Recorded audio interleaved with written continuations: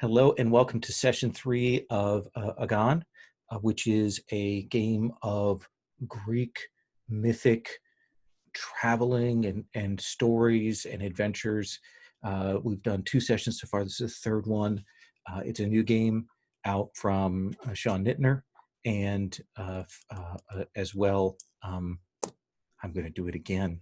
John Harper. John Harper. How is that name that I know so well just going out of my head each time? In any case, what we're going to start with is going over very briefly what our safety tools are: X card, open door, and then our lines and veils are lines on epidemics, harm to children, homophobia, racism, sexual assault, and torture. And then veils on eye injuries, graphic gore, harm to children, sexual content, and slavery. So those are the tools that we have available to us right now. So last time, our heroes joined forces and went to the island of Nimos, where they overcame both a corrupt queen and high priest, as well as a massive serpent that was the source of venom that was being used for strange alchemical preparations. And they were able to dispatch that foe and the others and hand Queen Naya over to the Furies because she had been party to the murder of her own son. And it was a dark story, but ended with triumph on the part of our heroes. And the destiny of the island now is that King Telemarios, while he will mourn for his son, he will look to the island and look to how to best clean it up from this venom that has poisoned both the people and the land. That is the destiny. Now, each of our heroes did great deeds in the course of this. And each of you will record a great deed, either a title or a trophy or something of that sort, to showcase what you did. So let's begin with Toxophone. Toxophone, what do you consider your great deed? Is it that I am just in the eyes of the god, or that I bring the smack down? It's a good question of which it is, but I think I'm going to go for the something around that they are. I think we've established that Toxophone, I think, is quite unswervingly. I'm trying to think of the words. Help. But it is definitely something around that she has a code of honor, and there is justice, and there is sort of divine justice, and I think we got into that all fight because she'd done bad things to her kids. So they want to help me with words that might work here. My brain seems to be overloaded. So it is about you being an unswerving instrument of justice in this. You never doubted what needed to be done once the path was clear, right? Yeah, I think that yes, let's unswervingly just. Nice. So yeah, something along those sort of lines. But yeah, I think that is a great deed. And then what about for Nassus? Nassus, what would you consider your great deed from this last adventure? I'm torn between just the mere fact that I was able to puncture that underground dome as a mortal, or what happened next, which was like the unmasking of concealment, to put the eye of the gods on the situation. Bringer of Furies, certainly. Oh yeah, that's good. I'll put that. Bringer of Furies. And then what about Melanthius? I think actually, to change things up a bit from the one I took last time, rather than going for my kind of mystical stuff at the end, I think it's going to be something more about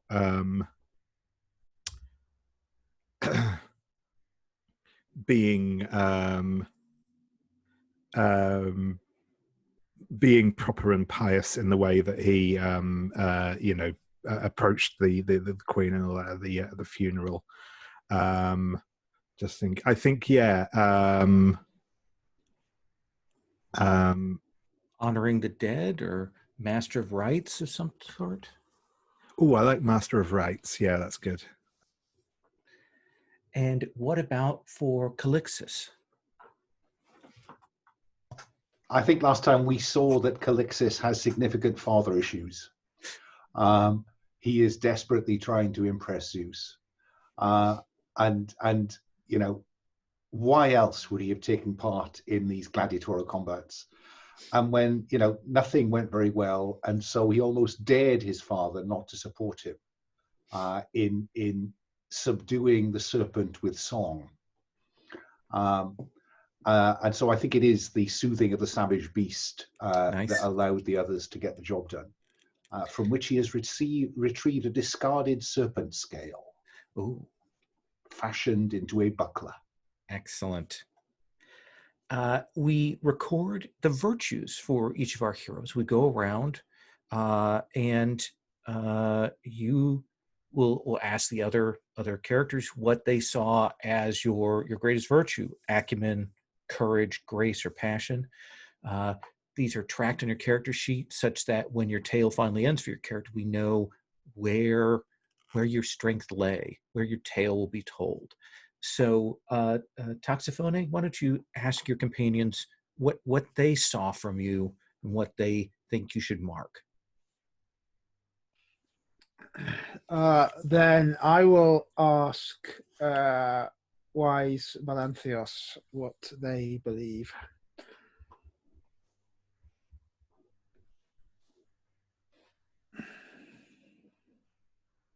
That is a good question.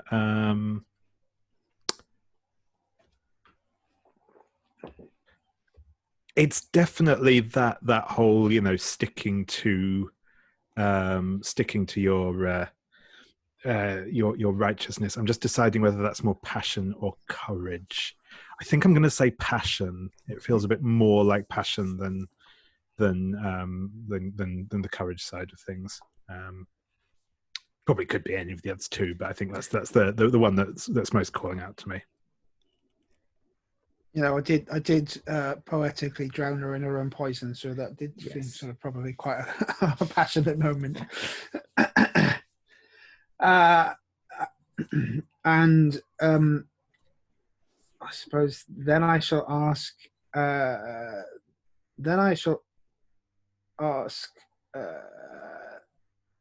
Nessus, who God's had enough to bring the Furies, what he thought. Yeah, I thought it was pretty passionate as well. Doing the Sparta kick and then the leap and then the drowning. It felt very passionate.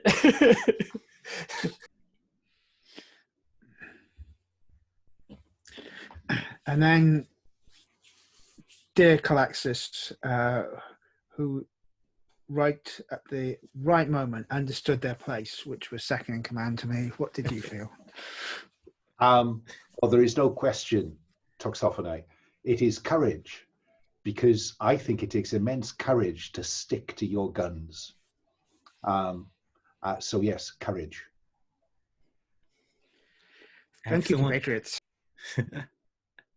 And Nasus. I'm going to say grace.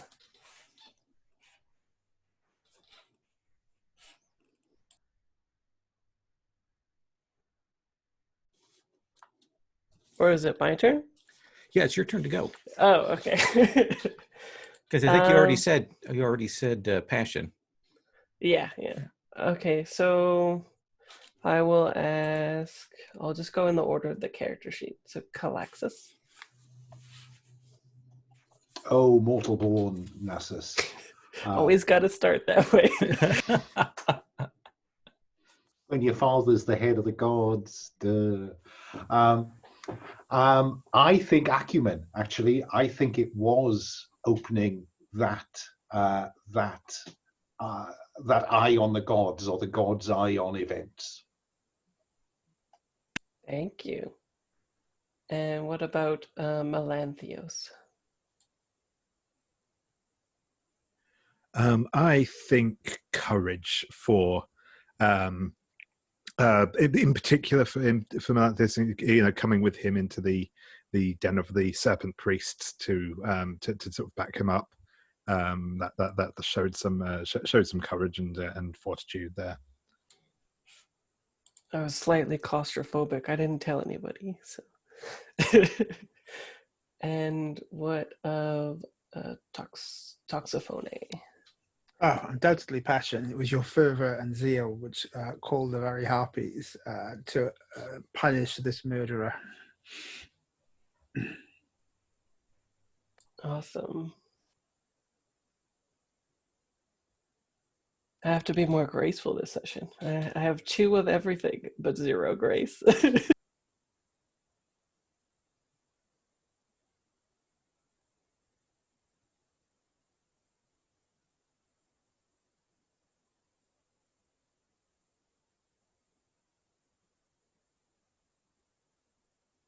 I'm done, right? Yeah. You're muted, Lowell. That's why when I said Melanthios 3 times, no one heard me. Yeah, this time it's not just me being unobservant. Excellent. So yeah, Nassus, what virtue do you think Melanthius demonstrated last time? I think it was.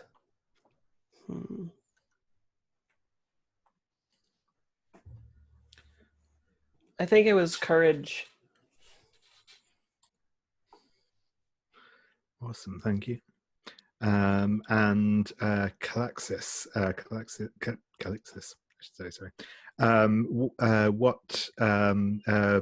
What virtue did you see in Melanthius's deeds?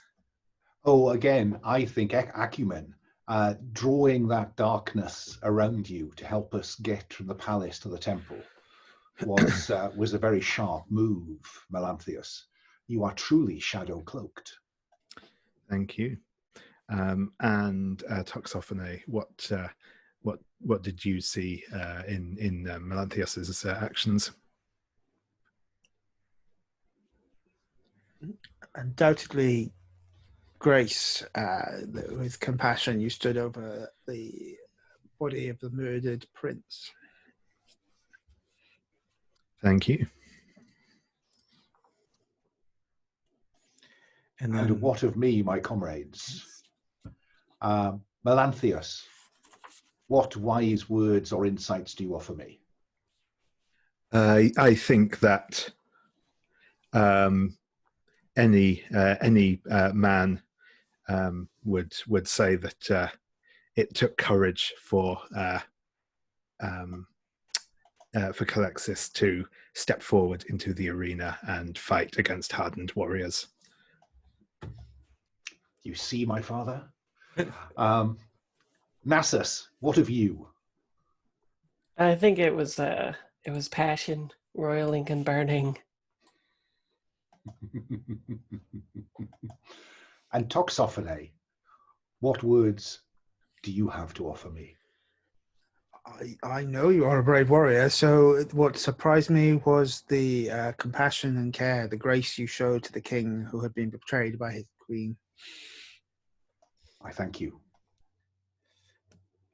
I'm skipping a little bit forward in terms of this because I think this actually applies here. The vault of heaven comes in the voyage, but I think it resolves out from the events of the last session. I have added 2 marks to the constellation for Apollo. Given that you favored Apollo both with freeing a land from poison, but also clearing his temple. And so everyone may mark 2 divine favor with Apollo. If that fills, you can take divine favor with someone else. And then 1 divine favor with Zeus for having saved a king upon the throne. So that's 3 divine favor for you. The thing I like about Apollo being the god of knowledge is that it's in mythology. I remember when I did the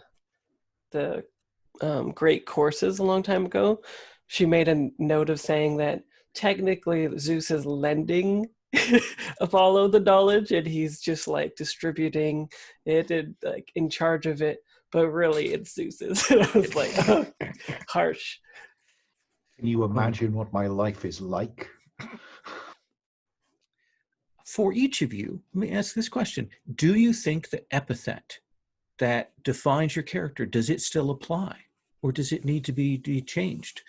Toxophony, are you happy with your pure-hearted title, your epithet?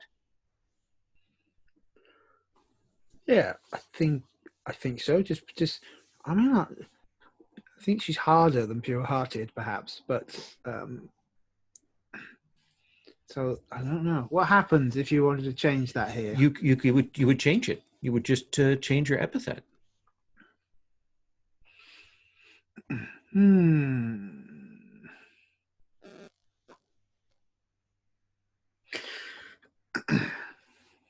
Just put formerly before it. Artist formerly known as pure-hearted. Yeah, something changed.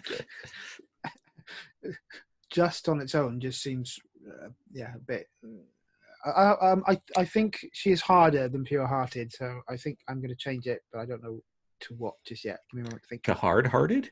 I don't know. I don't know. She those were bleeding heart moments. She didn't do that out of being hard-hearted. All of those sort of things. It's something to do with Batman-y justice sense. Liminal-hearted. Yeah, I'll have a moment to think.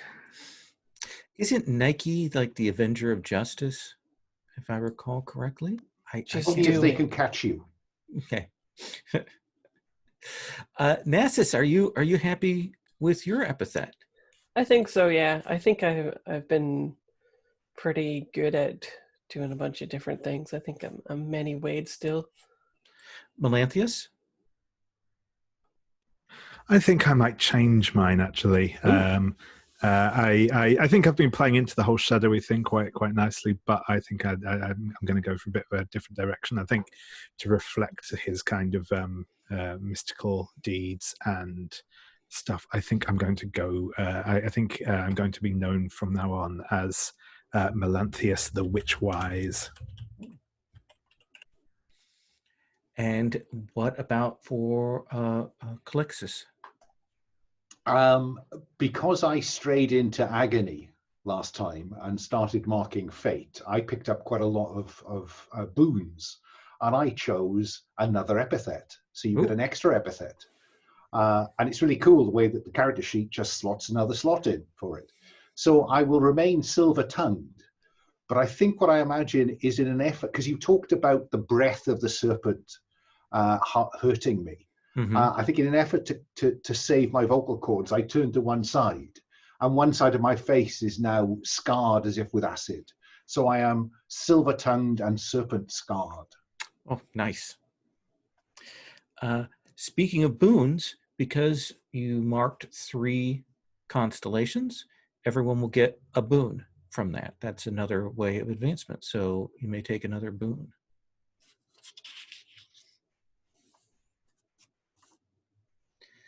And we move to the next phase, which is the voyage. Our travelers set out to sea. The king has honored you, has refilled the water, has gifted you with animals to perform the proper rites, olive oil, dates, all of the provisions that you should require as you set out to sea. And it is in this time that we look in as the days go, and you have a chance to embrace each other's company and learn something of one another. So we'll start with Toxophone. You may ask a question to another hero, something you wish to know of them.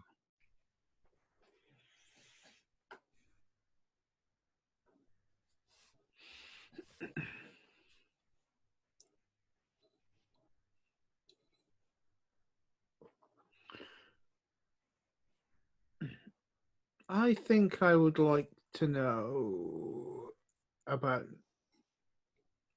Nasus's childhood and what it was to grow up with a mortal mother and father. That's a bit boring. Can I remind me, Fraser? You're the son of a you're the son of a king. A son of a famous general, but not noble, I don't think. In that case, I will ask. I will ask Nasus that they. We are both children of warriors. When was the first time that they saw war? Like Nasus personally, you mean? Yeah. I think that at a very young age, whenever my father conducted any sort of war for the country or province or whatever they're called, my mother would be instructed to take me to watch unflinchingly because it was to be my future. So I had to see blood and gore and guts being spilled. Interesting. Even as a baby. So, Nasus, you'll take a bond with Toxophone and vice versa. Okie dokie. We should try to use these bonds more. And Nasus, you should ask a question of Melanthius or Calixus. I have a question for Melanthius. Have they ever heard of a way to become a demigod afterward? Because I feel I'm on that trajectory.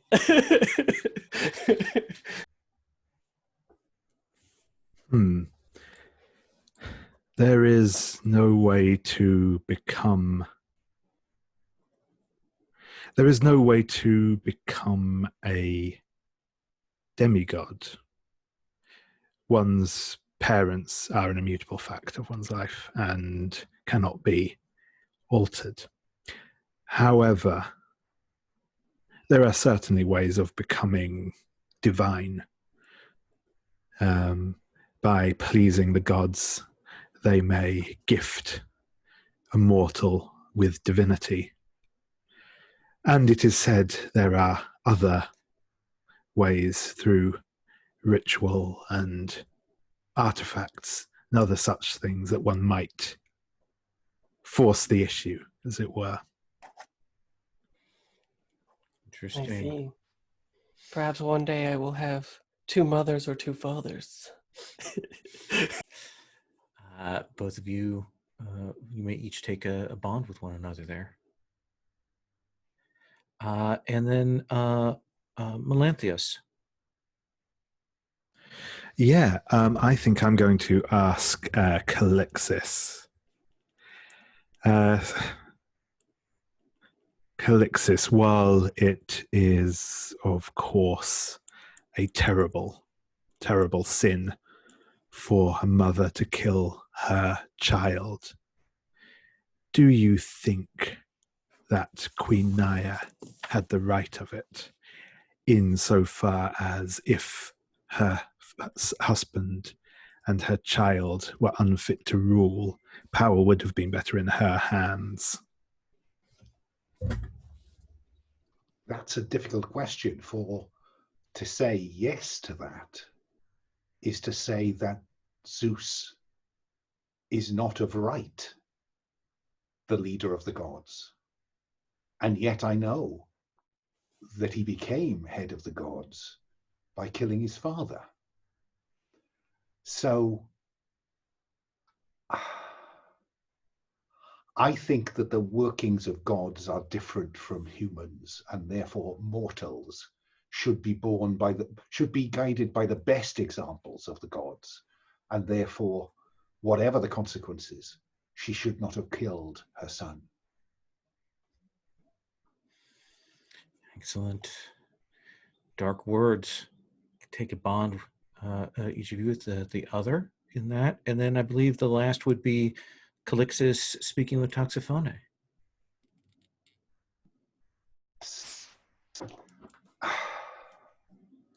You asked me whether I believed what I said when I said it, when last we spoke, Toxophone. I think that I have seen that you are absolutely consistent, no matter what. How do you do that?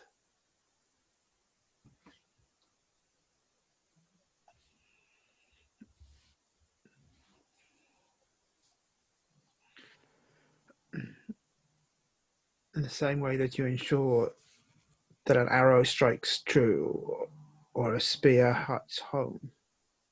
Every day you prepare, you train, and you discipline yourself. I am disciplined. So are you, after a fashion. And if not, you would not be able to use that lyre in such a way. I think, Calixis shakes his head as if to say, I just don't get it.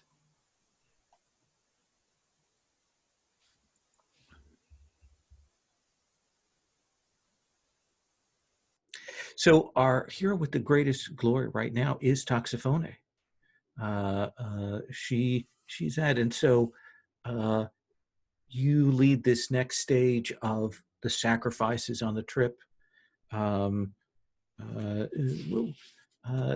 me, which god would you honor first? Let's say Toxophone for you, and what would you offer them for this? It seems quite right that after what we have seen, we would honor kind Demeter for the conviction that she gave me. Yeah. And what do you offer? Is it fruit? Is it wine? Is it bread? What is it that you offer to her? It is. We offer fruit, specifically pomegranates and its seeds. Excellent. And each of you perform within this sacrifice, singing, telling stories, talking, all those things. But there are the animals that have been provided by the king that you can perform the proper rites for that. We will kind of elide the details of that, but it is part of the process and the ritual here. And we actually do a test of sacrifice here. And this is a contest of resolve and spirit. And I roll 2d6 and take the highest. So, and this is for resolve and spirit. We have to come on. So, and then I have to look at the numbers on this thing. Does it give me the numbers? So the highest is a 6. So our difficulty is a 6 here for this contest of resolve and spirit. And this is a way to earn glory and to earn potentially a bond with a deity and to gain additional divine favor. So Toxophone, it is a test of resolve and spirit with a target number of 6. All of you may choose how you wish to approach this. We'll come around. So remind me this. So I have to use. I can justify my name, my epithet, and there's resolve and spirit. Is that correct? That is correct. Cool. So I will lead the ritual to be, as I say, one of unwavering devotion as we we give offering as the sun rises, so everyone has to wake extremely early to prepare themselves.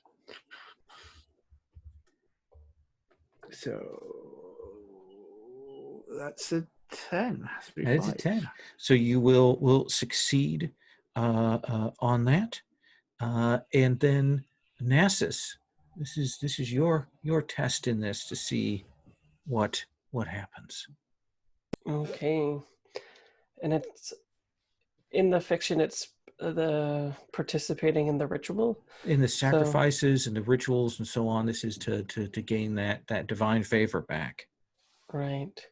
I think what I do is I painstakingly, after the fruit is donated and such, if it is cut up, then I paint it gold for Apollo.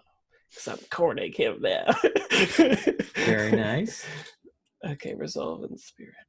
Target. The target was 6, right? Target is 6.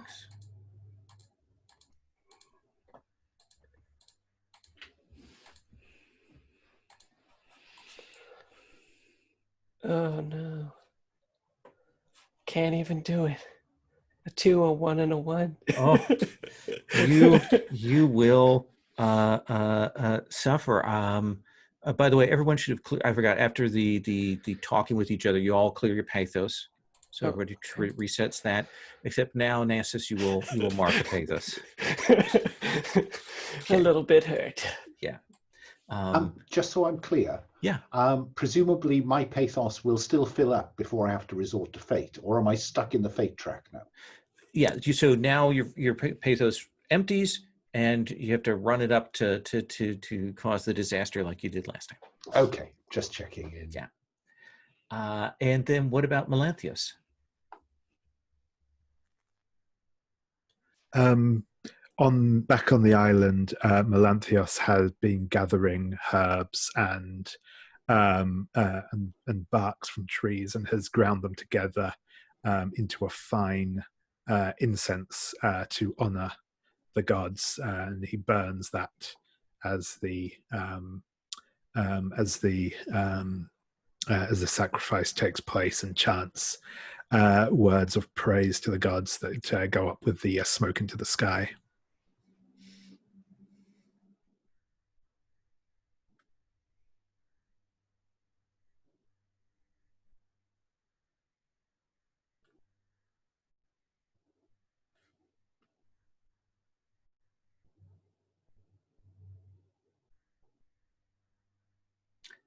Prevail with an 11. Your words are well taken there. And then what about Calixis? I can't make this posh roller work, so I'm just doing it the hard way. So, Sure. as in all things, Calixis, in all these offerings, Calixis' job is to call the attention of the gods by singing and playing to them. So I'm rolling silver-tongued Calixis with resolve and spirit. So 2d6 and a d8, which is a 9. It's the top 2. So Melanthius is the person whose words are carried the strongest. Melanthius, you will gain 6 glory. Toxophone and Calixis, you will gain 3. And Nassus, you will gain 1. Melanthius, you will also gain a bond with a deity. Cool. I think I will take that with Demeter, as that was our the primary goal of our sacrifice. Sure. And then everybody gets 2 divine favor to put wherever you wish.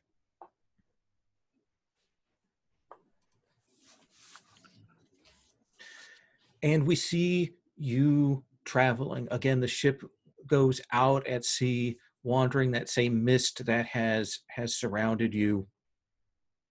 And it is as you're traveling along that the wind dies, the sea gets cold, the rowers row, but it is several days, week of nothing, of the mist being around, and increasingly the sailors on your ship becoming restless and uneasy, uncertain about their mission.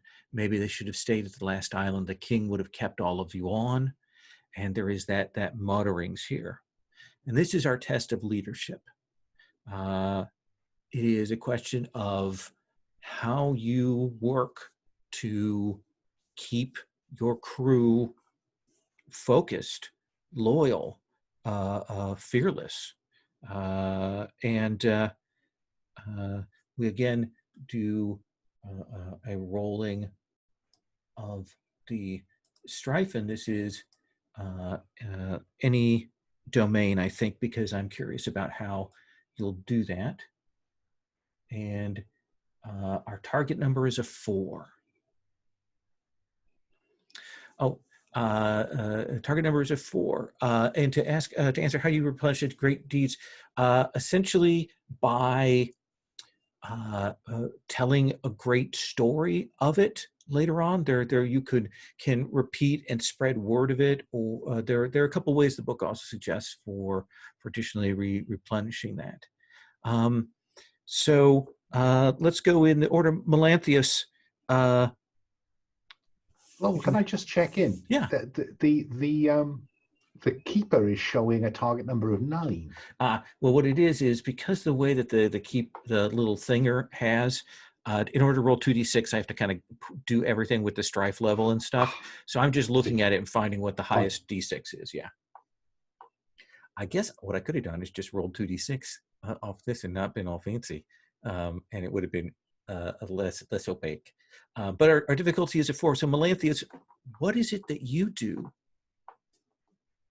to try and demonstrate your leadership and try and keep your crew on an even keel?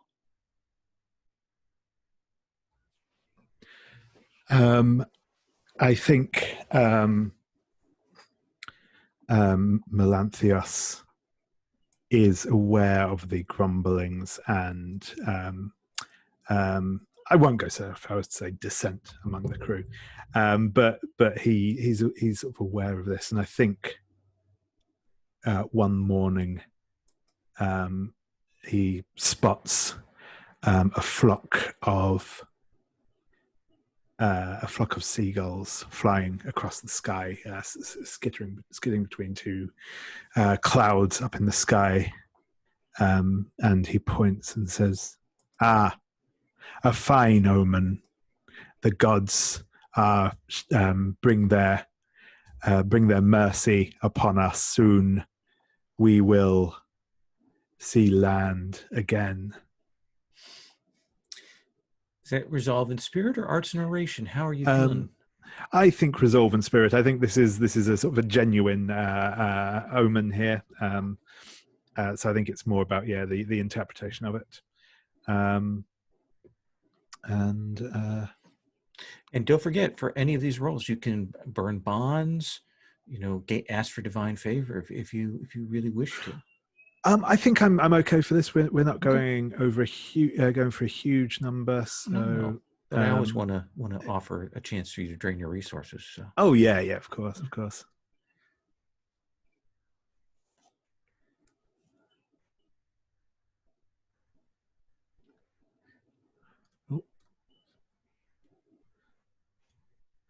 Sorry, I've missed the. It was it 4? Sorry, 4 is our difficulty. 4, yeah, that's it. Sorry, Sure. I realized I hadn't clicked that in. Cool.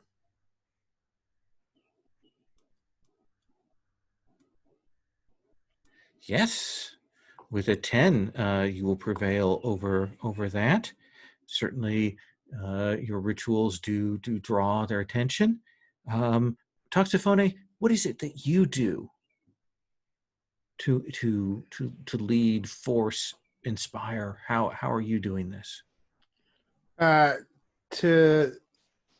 I overhear some of the sailors grumbling, Toxophone pushes one of them aside and sort of starts doing the work of 2 at one, and sort of says, "Look, if you desire a soft and comfortable life, then we will leave you at the next island we reach and replace you with fisherwomen who will be worth twice as you, and show them with strength. That does seem like valor, I would say. And I would say I'm being unwavering. Yep.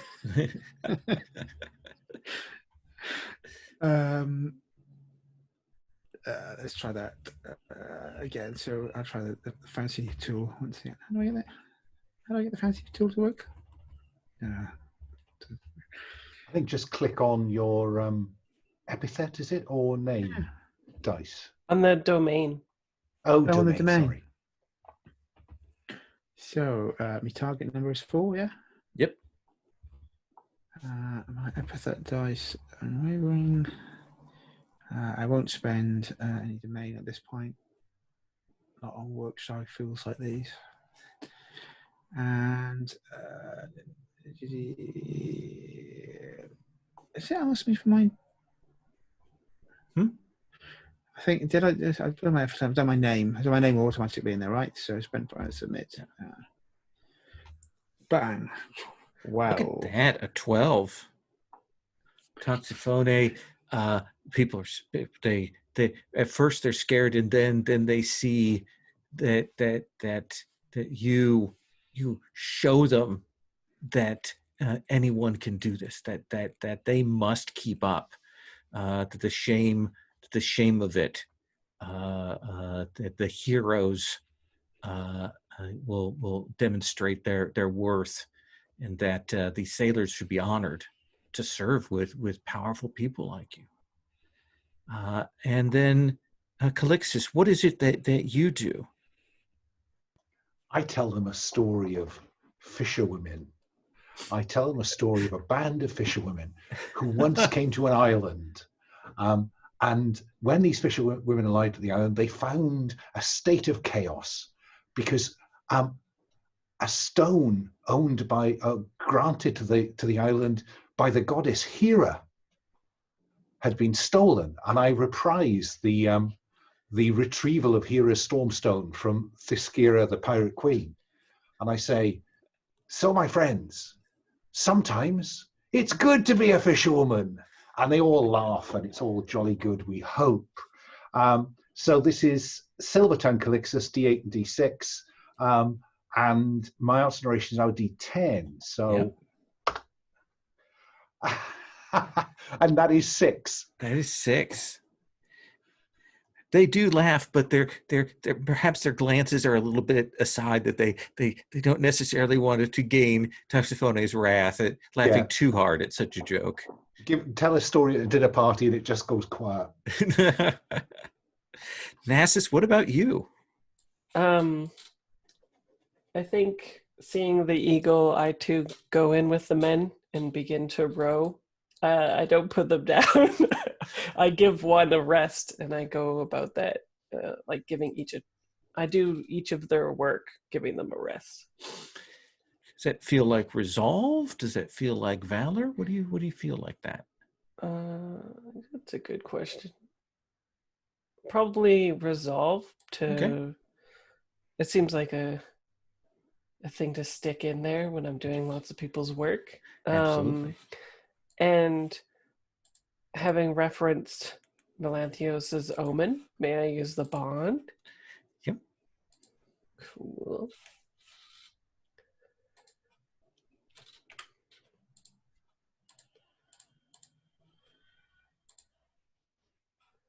And remind us, Lowell, how much is a bond worth? So when you spend a bond, you can borrow someone's domain die. or is it their name? Actually, yeah, I think you're right. I think it is the name die. Bonds can be used to bolster you by borrowing that, to block harm or fate for you, or to follow your lead. And actually, that's a point I wanted to make that we didn't use last time. You can spend a bond to have someone else intervene, and if you normally suffer harm, pathos, or even fate, you can do that. You can spend that bond, and neither of you actually take anything then. It's not like you're sending it on to someone else. A good thing for Calixtus, maybe. Leap in here, champ. Next time we come just across a saying. venomous breathing snake. So Toxophona, you are the leader for this coming island. You will gain 4 glory, and success from all the others. You will gain 2 for your efforts here. And it's a good thing I referenced that omen. It was the die that gave me the 6. Otherwise, it would have been a 2 or a 4. So I meant I would have barely passed, maybe. You are still traveling. Sorry, Yes, I'm playing mechanical games here. I'm just. Absolutely. Is it possible that redescribing the recovery of the Stormstone gives me a chance to unmark one of the great deed? Let's take a look at that. Let me grab that section here, what it says about that, the great deeds here. It says you have to tell the story to a god. Call him Zeus. Great deeds. Used in this way, it's still part of the hero's history, but will not sway the outcome. If the hero wants to call upon it again in the future, they can propose a contest to make the deed or trophy relevant again. So you can propose, like if you were going to do an oration or something that would be specifically to bring that back into play. And could I double that up with the conversation with the crew, or is this a separate one? I don't know. I think you probably could. I'm not sure how the game would define it, but for the purposes of this, I think it makes sense for you to be able to do that. So do you want to define a challenge, a contest, a target for that then? Yeah. So we will do it with a very basic, strife roll, which is on strife, and this is a contest of arts and oration. So I'm wondering what failure looks like then. Like, what if Calixtus does not win and somebody else wins? Well, this is him. This would be a personal contest that he's doing. Failure And for if I him fail, would be pathos. Oh. and we all know that my pathos is very resilient. And if I won the challenge, does that mean I get to get the great deed unchecked? Well, I think this is a solo contest, but okay. yeah. I didn't pick up on that. Yeah. So that is a target of. Sorry, are we in all of that? Of 10. And I think I will cash in a bond with Melanthius to gain the which dice would I take? Oh yes, it's Resolve and Spirit, isn't it? Right. Yeah. Is it the domain dice or the epithet dice or the name dice? Because I'm wanting to bolster it by weaving into this each of the heroes' roles. So when you spend a bond, you gain their epithet dice. Okay, which is for Melanthius? D8, my epithet. And of course, I will cash in a bond with Nasus to weave his tale into that. What's your epithet dice, Nasus? Also a D8. And finally, of course, how could I tell this story without including the part that Toxophone played in it? Which is how much, Dave? My epithet? Yeah. D8. Okay. Okay. So that is a 15. That is a 15. So you will most assuredly be able to regain that story, that the power of it amongst your crew and the strength that you gain from it. And because it is a contest, the difficulty was a 10. You gain 10 glory. Oh my! And I've crossed a threshold. now, when you got to 40, did you erase your marks? Yeah. Okay, so you restarted back up there. Okay. So I think that allows you to raise your epithet die, I believe. Sugar. Okay. I think it's the name. It says beside it the Oh, name. your name. That's right. Oh, yes. Yeah. See, Dad? See? Yeah, I got there first. Just And coming up behind as always with the boys. and the crew is like, okay, so we've just literally reheard the entire story of the thing. But it's great. I think the leader is Toxophone. And so Toxophone, when we see the signs of the gods, we'll begin to see this. And again, you're still traveling along, nothing around, but now like the sky has gotten kind of red, like the red of a sunset. And it has stayed that way for a while, like days now, making the crew still nervous now, maybe a different, they were, simply worried about the length of the travel, but now they see something more supernatural, more strange on the horizon. And Toxophone, you will have a vision from Hermes, and that the signs show to you a beacon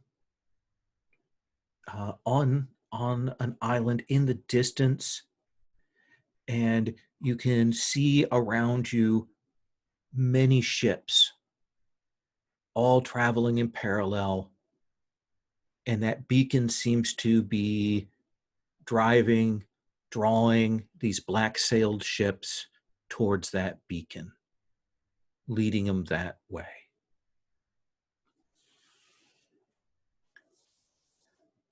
Melanthius, you will have a different vision, and you can tell that this comes from Hecate herself. And rather than the beacon seen for Toxophone, you see only darkness. There are lights, and as you are watching the lights around you on the ship and in the sky and in the stars, you see them each snuffed out one by one.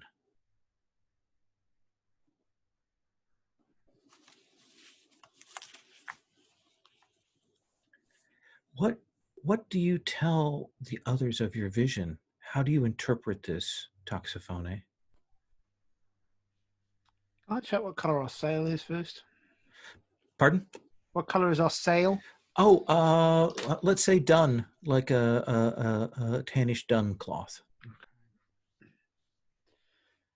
The gods have need of us again, and point to the direction. We've seen this. There's a beacon that has been lit, and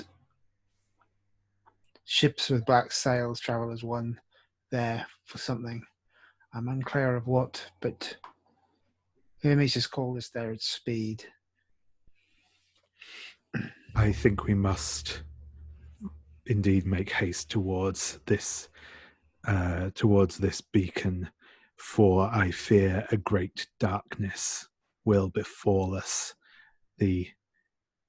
And we may find ourselves stranded and alone in the darkness if we do not make our way there and see what can be done. And even as you're saying that, one of the sailors will cry out that they can see an island ahead. The sailors set to the rowing. You can see the red sun just on the edge, that twilight. It does not move. This place remains in perpetual twilight as you go along, and as you approach this place. And you will see that there is an island. From the distance, you can see that there is perhaps a structure, a house or something upon the crest of it, but there are blue flames that dance and bask around this. And there's a whisper that goes. Someone speaks of a Koros.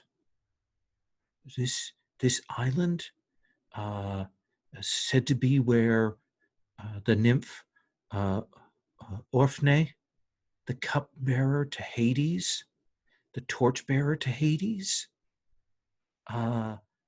lives. Is this that place? And you will move forward as you approach. As you grow closer, you can definitely see that this manor house atop is encircled in blue flames. And what carries from there across the waters is a mournful wailing. But as you come in, you can see around the hill, on the rocks surrounding, they walk everywhere, the shades of the dead, walking, traveling there, somehow freed from their toil in the underworld on the rocks. Let's take a 5-minute break, and then we'll continue on.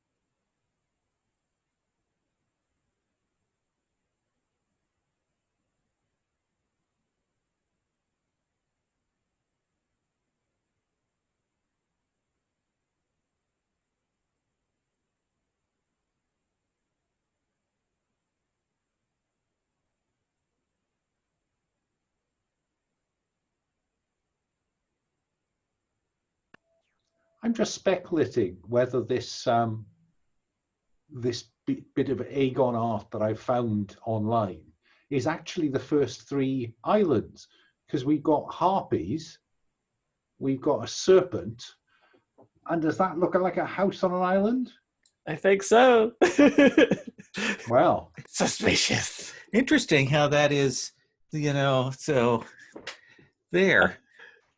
Has it changed in your background though with each one? Yeah, I didn't use the matching ones for the first 2 islands. This one I did. Oh, okay. Just because the one in the landscape version of those, they're a little busy behind you and are kind of centered, so it's like just coming up behind my head, and it didn't look great. So You could be a sun god like Agon. yes. well, I this is very Zeusy, it seems Yes. to me, but that's.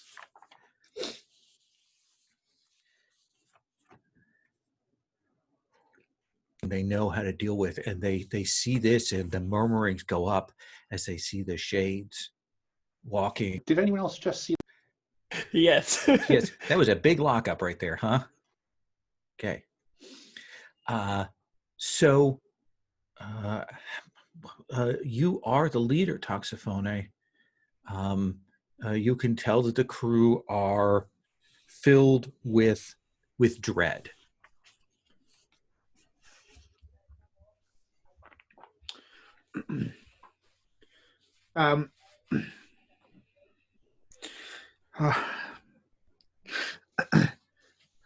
This feels like it could be a time for one of Calaxis's songs of bravery and valor, remembering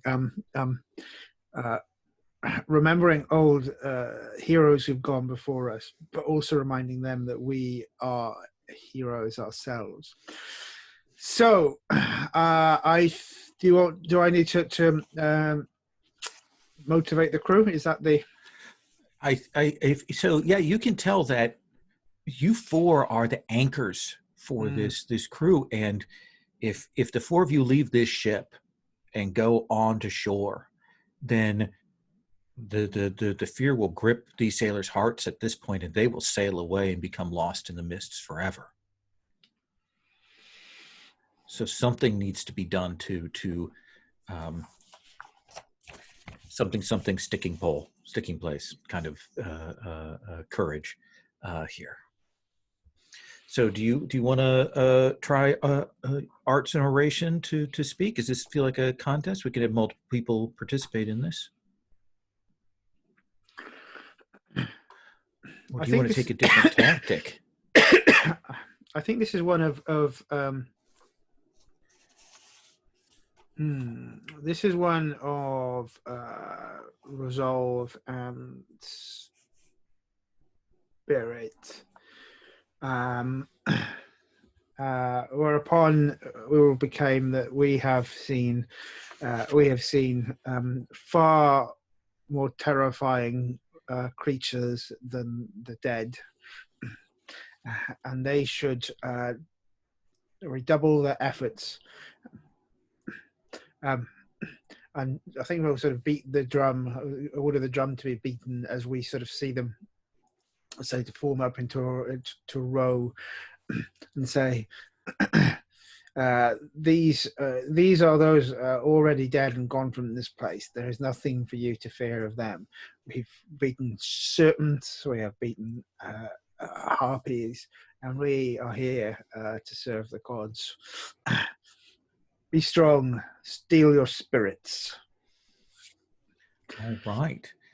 So let me roll, and we'll test with the others how they wish it. I will go ahead and set it as your choice of thing. You're going to do resolve and spirit for yours.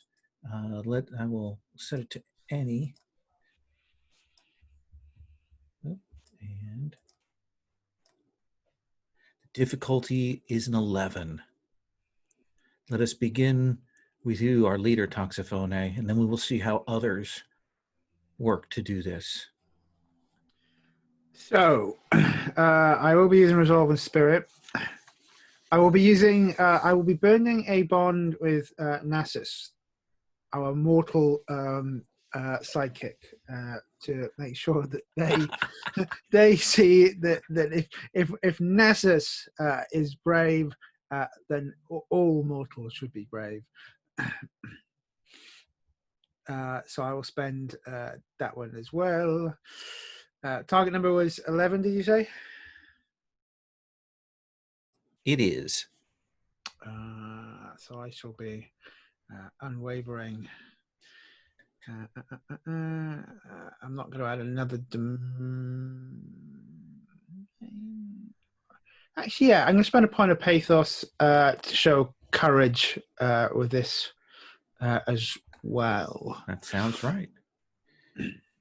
And if I'm spending a bond with Nessus, does that turn into again? It's a D8, I believe, Nasus's die. Yeah, the epithet. Mm-hmm. Yeah. D8. Boom. I won't spend any divine favor at this point.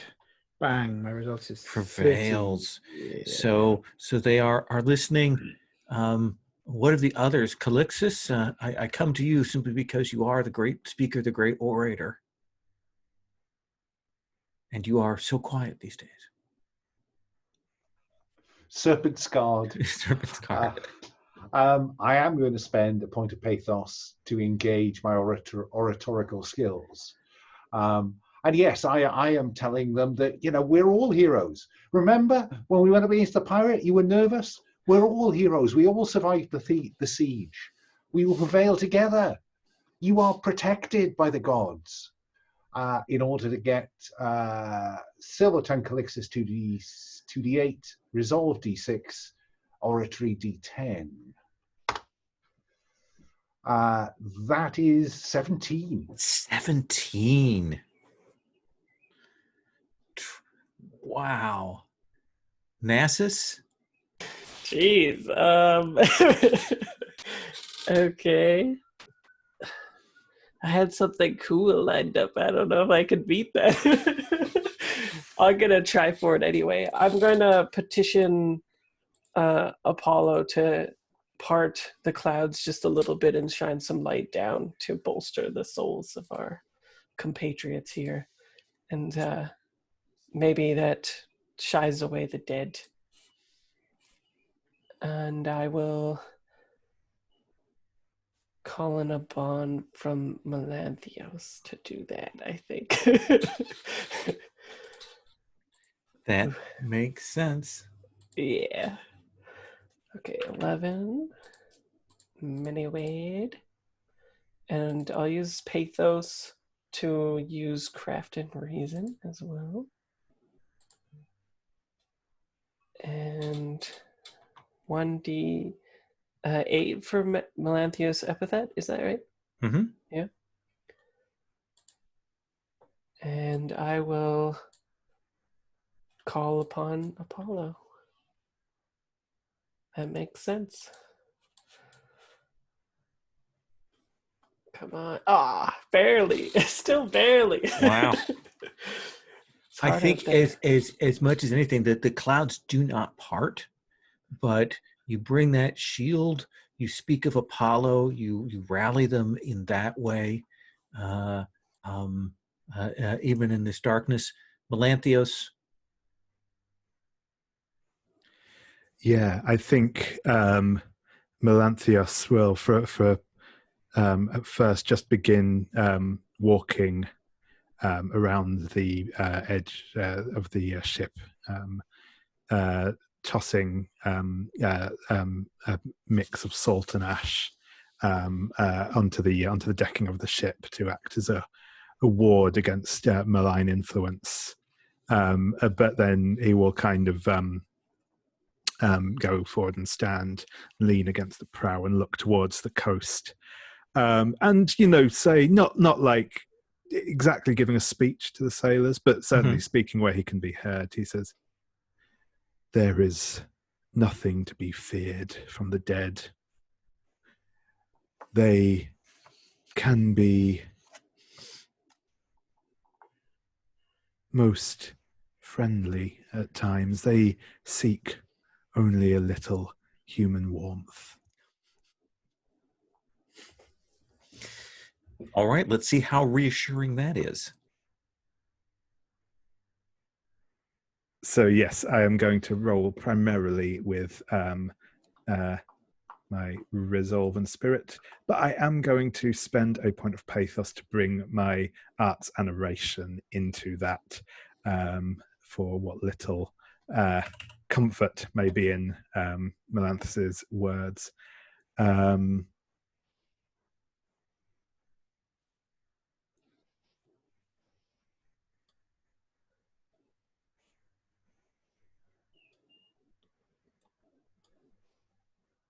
that's a 13. So it is the words, the actions, the deeds of the four of you that makes it the sailors overcome their dread and bring the ship up onto the shore. And you can see that they are steeling themselves, that they know that you four will go and that they must stay here. They must wait. They cannot abandon you. They are part of this heroic entourage. Calixis, you will get 11 glory. Everyone else will get 6 glory. So the shades wander on these shores. Let me ask this question then, Nassus, and I'm going to ask this of each of you. What shade is it here that you see that you know? Oh, it's got to be my dad, because I'm pretty old myself, and it's ancient Greece, so I bet life expectancy isn't crazy. You can see him wandering, wan, translucent. It's clearly the weight of this world upon him as he wanders. Calixis, who is it that you see? The woman who brought me up, Trifania, the shepherdess, and just horror that she's died while I've been at this siege. She was alive when I last saw her. And she wanders, as you remember her wandering, looking for her flock on the mountainsides. And she has her crook here, and she walks, and it is like she's blind as she walks along here.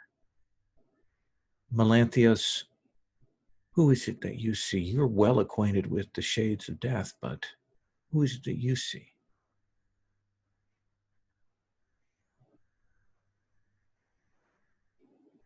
Yeah, I think it's. I think it is.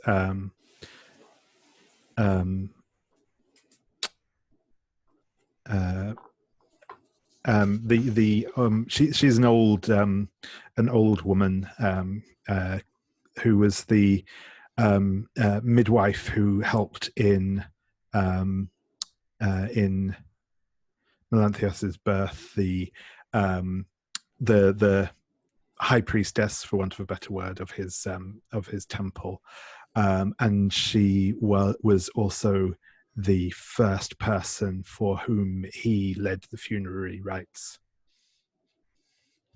And she walks. She is cloaked in her ritual vestments here, as she was in life. Here she is in death.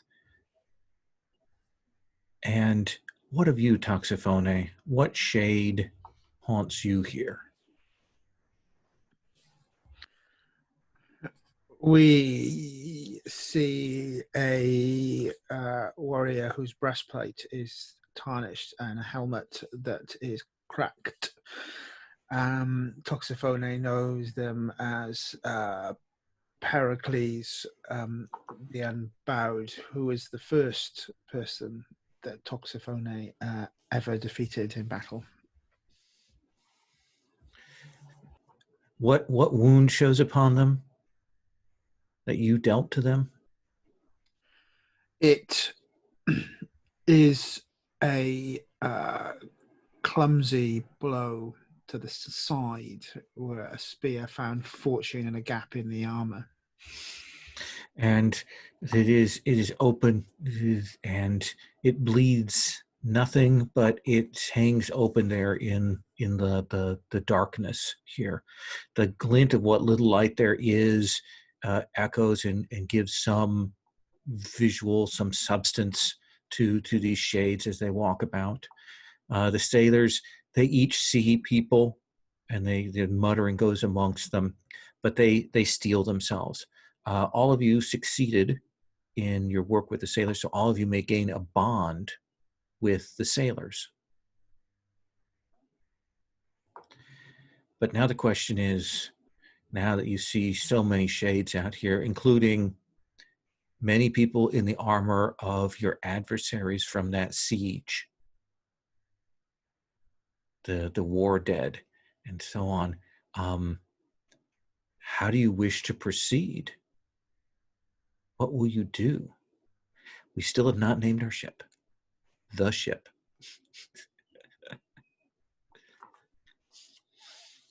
Melanthius, let's come to you and allow Toxophone, your leader, to have a moment to finish Toxophone's dinner, and ask you, Melanthius, what do you wish to do?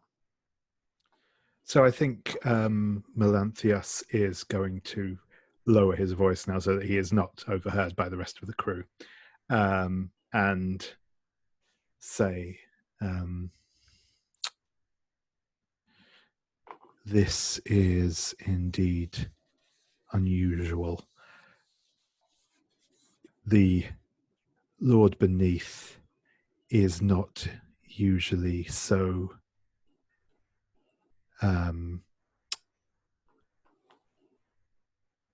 lax with his subjects. He likes to guard them close. That they are wandering here, shiftless and alone, is worrying. If it is true that his cupbearer resides in the mansion, there must surely be something untoward happening.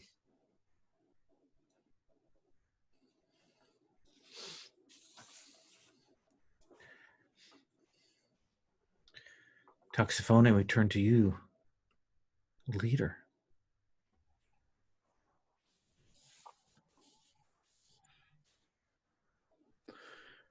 These shades have been called here by something. I saw visions of a beacon atop a hill. I say we go there and see if perhaps the flames have grown dim and if they need to be relit.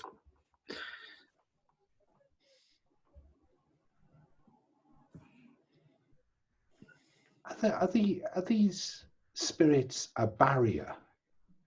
Could we just walk past them, or are they actually an obstacle?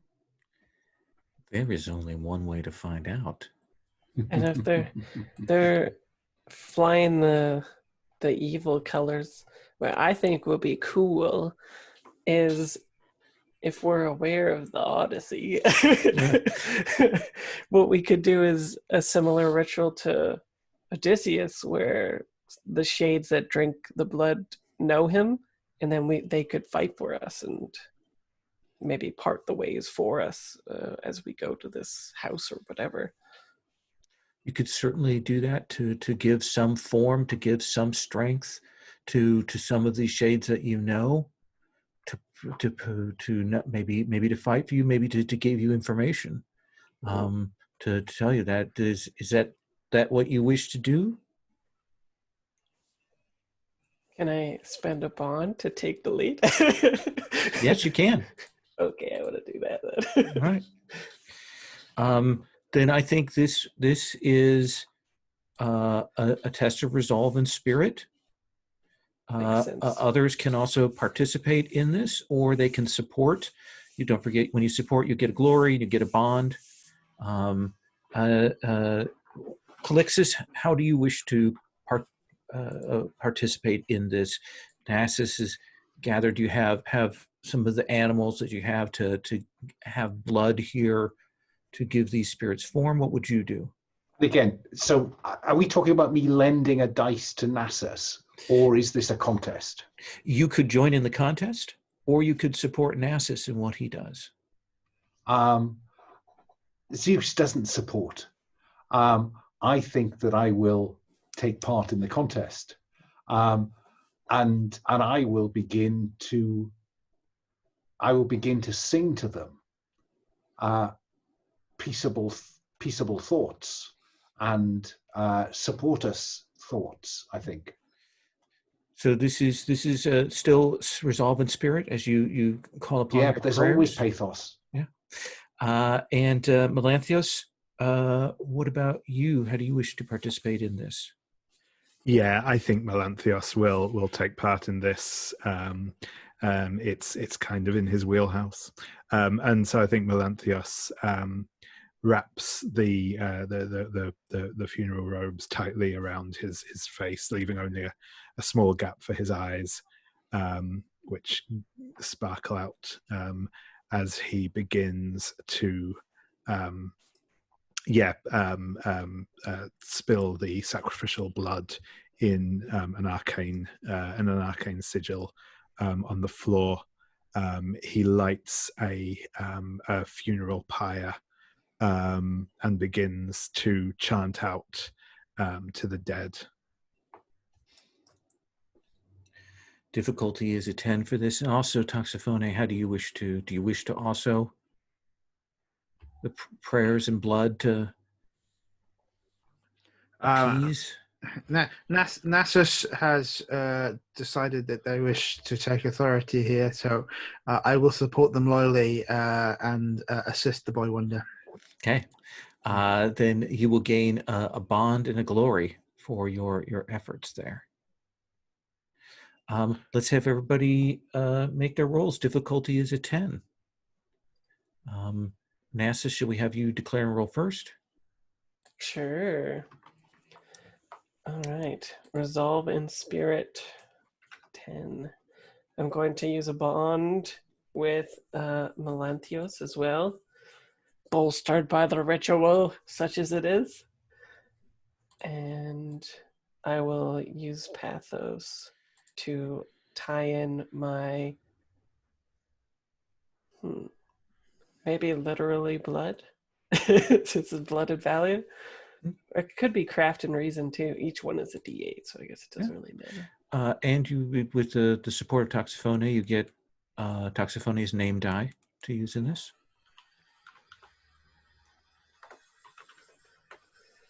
And I will call in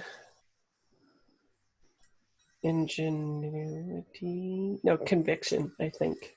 Okay. It's very important because Nasus wants to fight beside his father, who he's never been able to fight beside before. Still 12? barely. Look at all that dice, though. Yes, all that dice, but a 12. You prevail in this. You lay out the blood. You begin to do the prayers. Calixis, what is your declaration and roll here? I am Silver Tongue Calixis, 2d8. I was Spirit of Resolve, but spend Pathos to involve oratory as I convince the undead to approach and drink of the blood, if that's the objective here. And I think I will cash in a favor with Hera, a cunning favor, because I know this won't work, but they might. Right.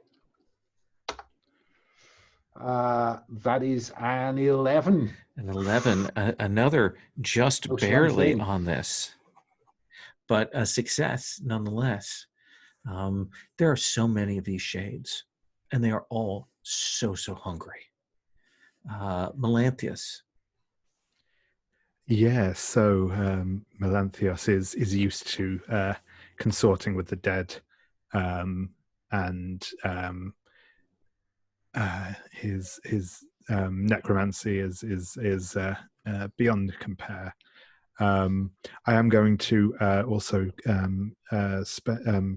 invoke a bond with Nasus, as Nasus is leading our efforts here. That makes sense. And I think I am going to call in on the authority of Zeus to to assist in bringing rulership over the dead here, and possibly to intercede against his divine brother, should the need arise. So going for 10.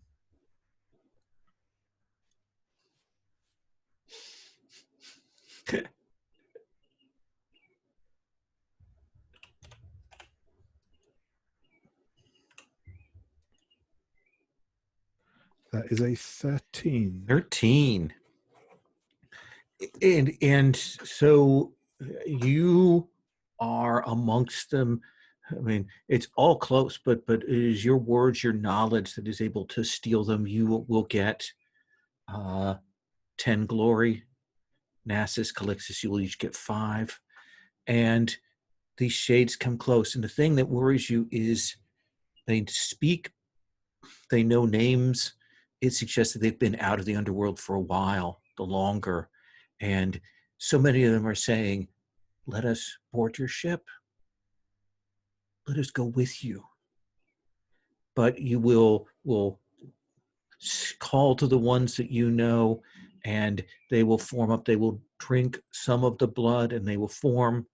And your father will form before you, Nasus, and he will look at the ship that he built with his hands, and he will say,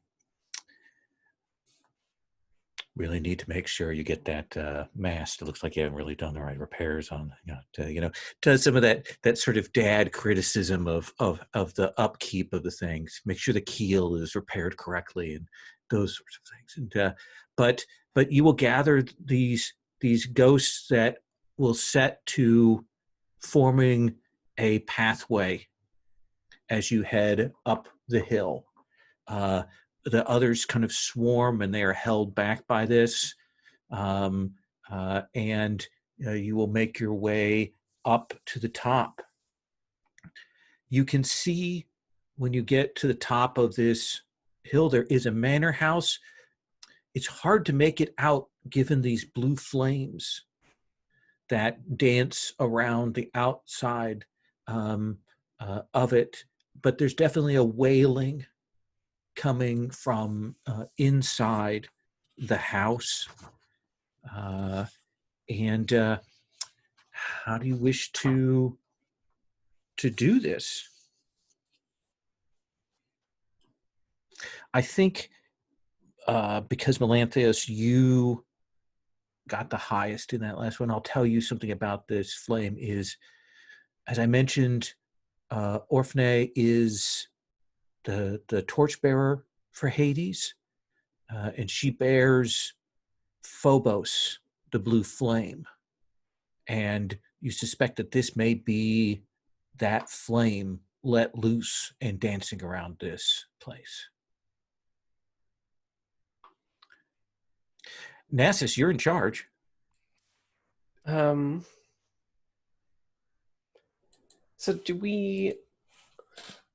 I think that we should snuff out the torch.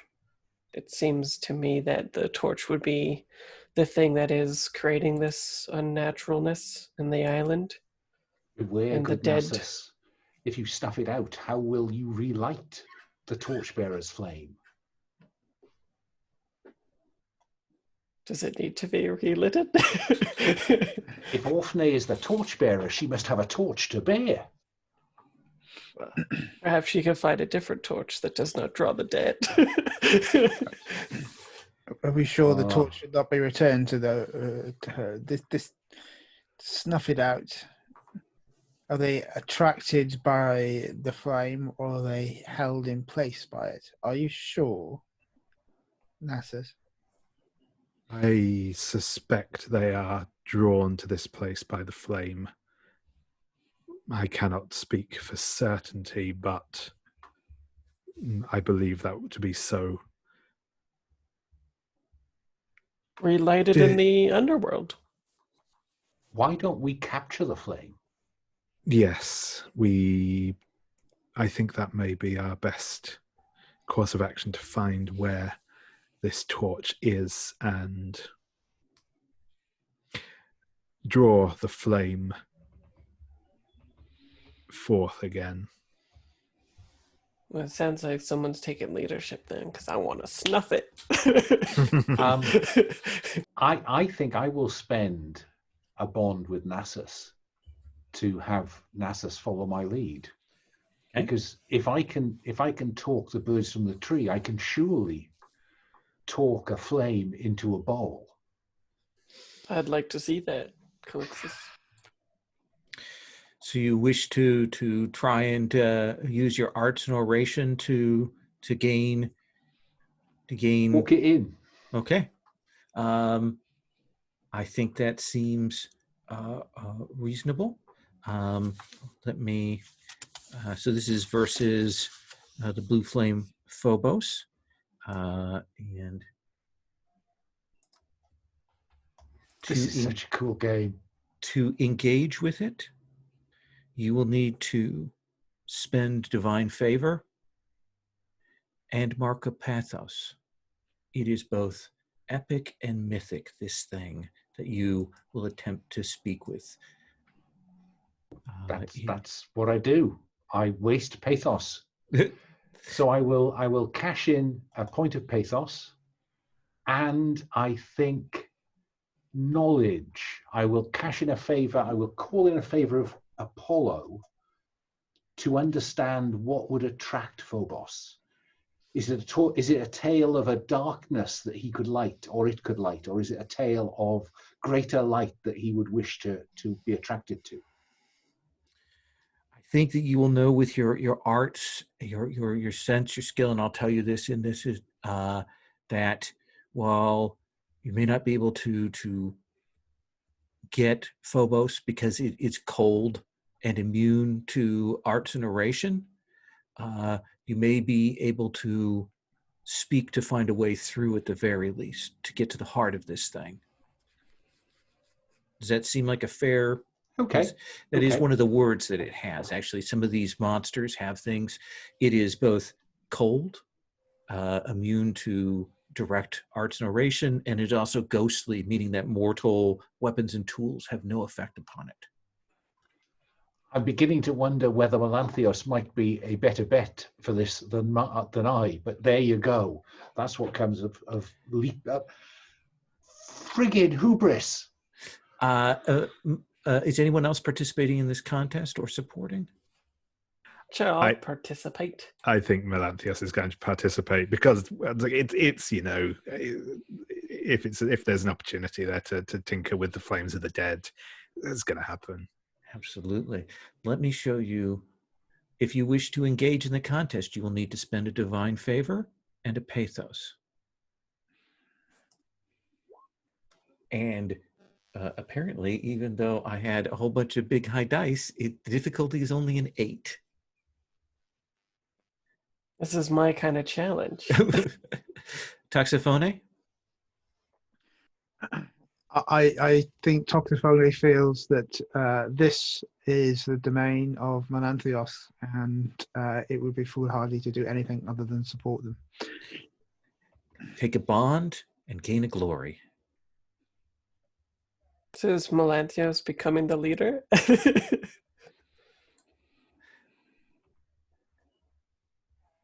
Calixtus, let us have you roll. Okay, so silver-tongued is always the easy bit. So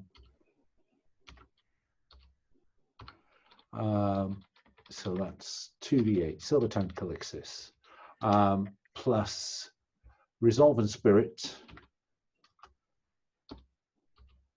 plus I will spend a point of pathos to bind oratory in.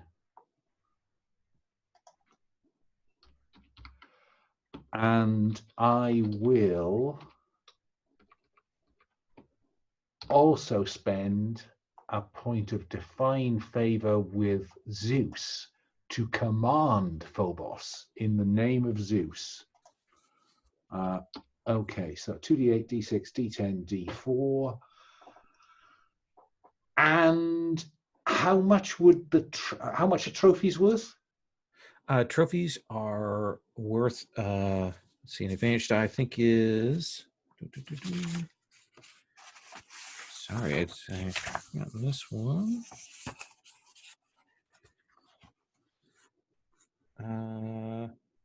Used as an advantage die later. So let's say a D8 on that.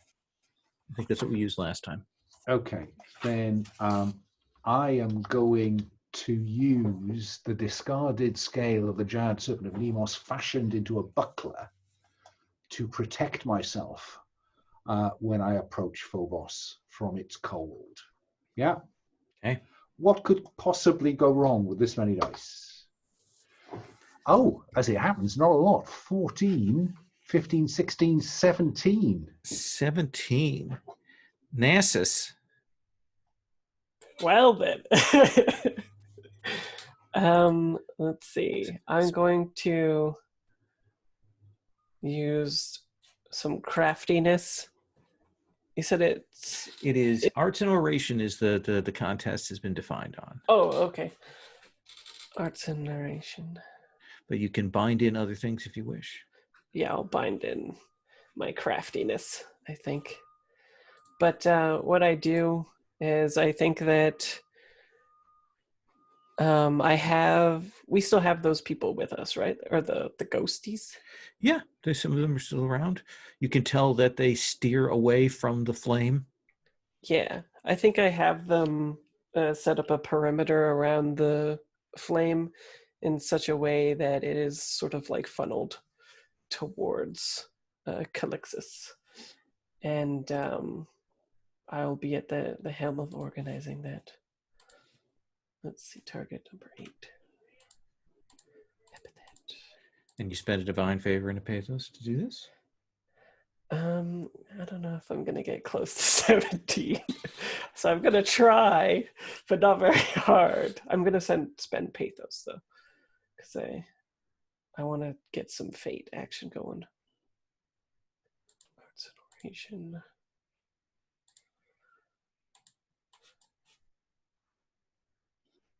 See, much is my way, I barely succeed. Yes. You manage through. You are truly the mortal who can push through at the end. And Melanthius? Yeah, Melanthius produces a femur and wraps a piece of winding cloth around it, and with veiled words of praise, or at least what's the word?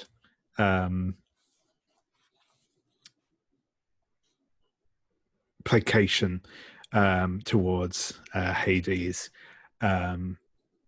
He will carefully approach the blue flame of Phobos and attempt to light this bone torch with it. Yes, so I'm going to spend an additional point of pathos to bring in my resolve and spirit. I am going to spend one of my bond with Toxophane to like reciprocate the aid they're giving me. I will also spend a point of my point of divine favor with Demeter for her conviction and strength of purpose.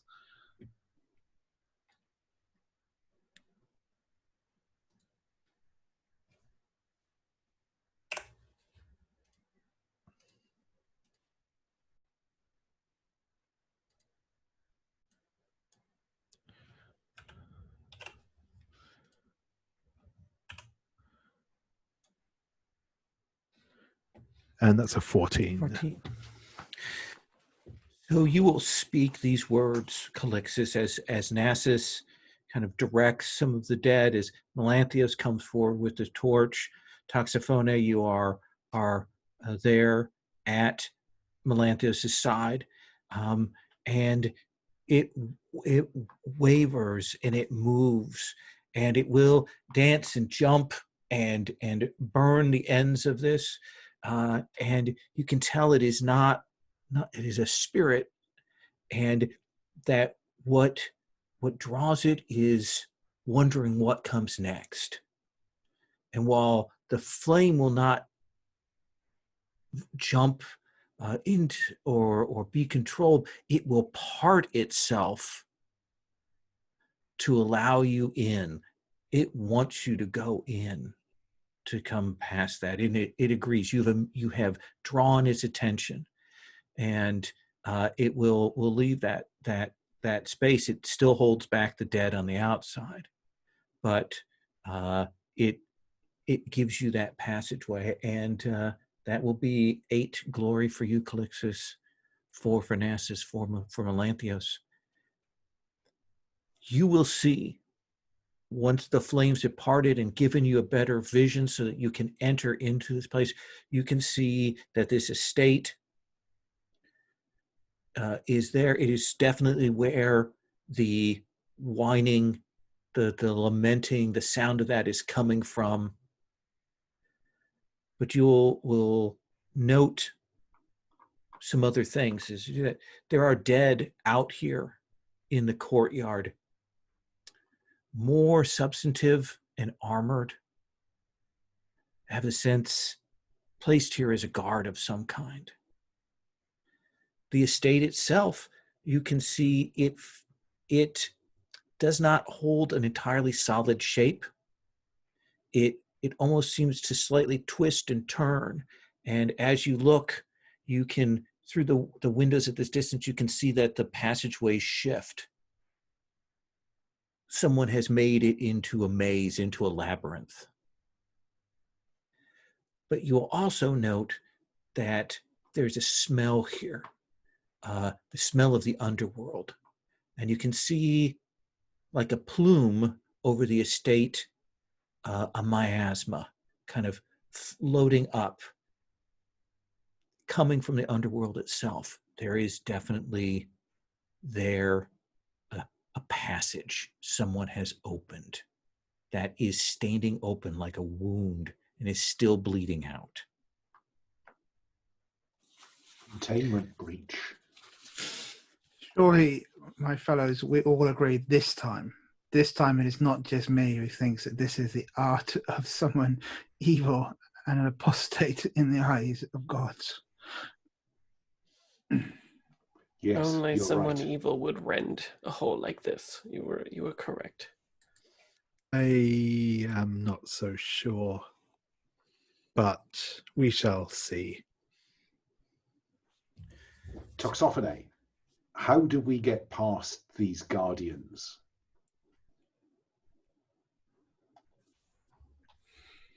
What did I tell you was the answer to the question that you asked me on our journey, Calixtus?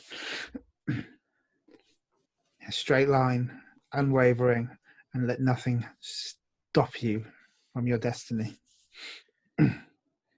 So, Toxophone, this seems like a contest of blood and valor to lead your companions through this.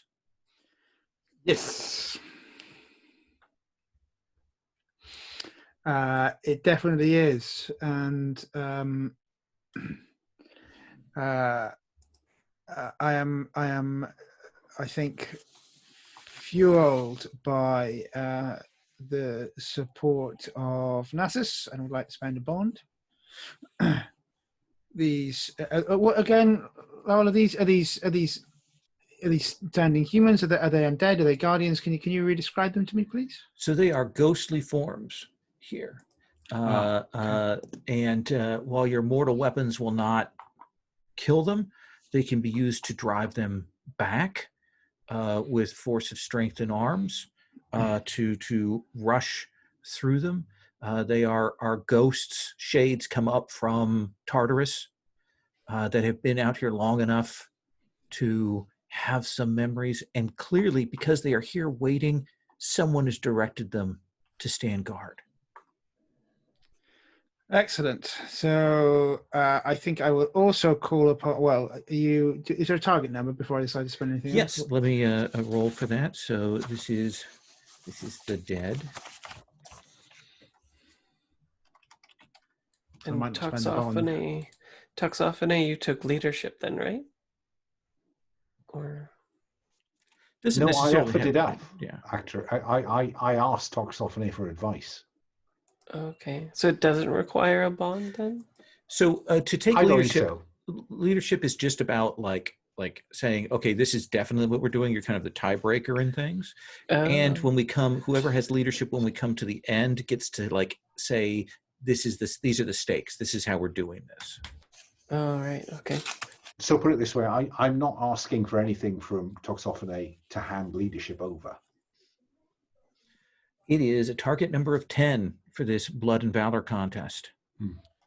Cool. Then I will spend the bond with Nasus, and to fight and defeat ghosts definitely requires the knowledge of Apollo. That seems fair. So I am rolling 2d8, a d10. What did I get from? Is it a d8 from the bond? And Yeah, D8. 1d4 for the favor. Oh, the d4 didn't add, but that's a 17, and I'll roll a d4 separately.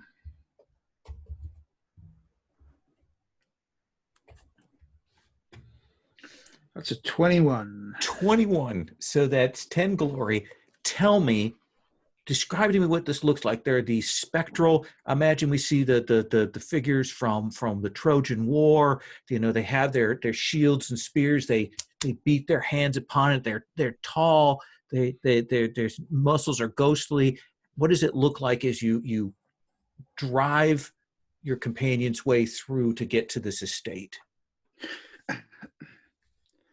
Well, Toxophony walks through with her spear drawn and proclaims, I am Toxophony, the Unwavering, daughter of Demeter.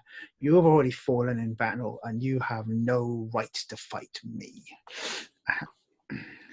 And it is gestures, it is words. You will part them, and the four of you will be able to make your way up to the estate. Great stone pillars, ancient and majestic, taller than for a man. This is the place of gods, of a torch bearer for the gods, and it is a labyrinth.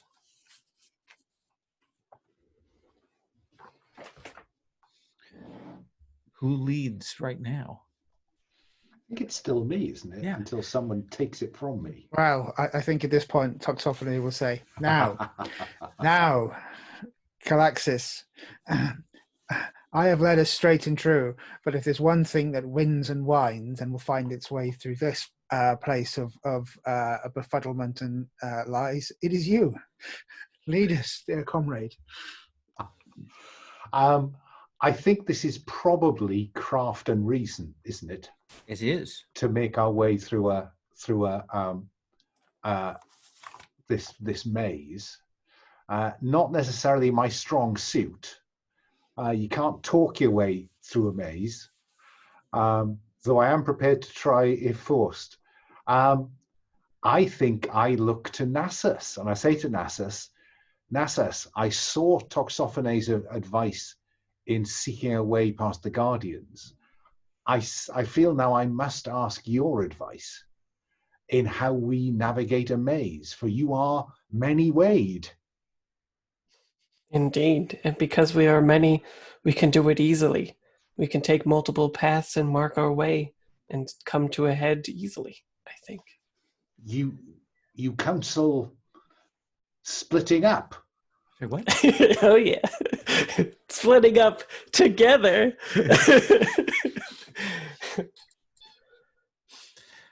So this is going to be a contest of craft and reason, Nasus. Yes. Okay. Allow me to roll. Oof. Target number is a 13. It's a tough maze. But So somebody's glad gotta I do it. called on your advice, Nasus. Yeah.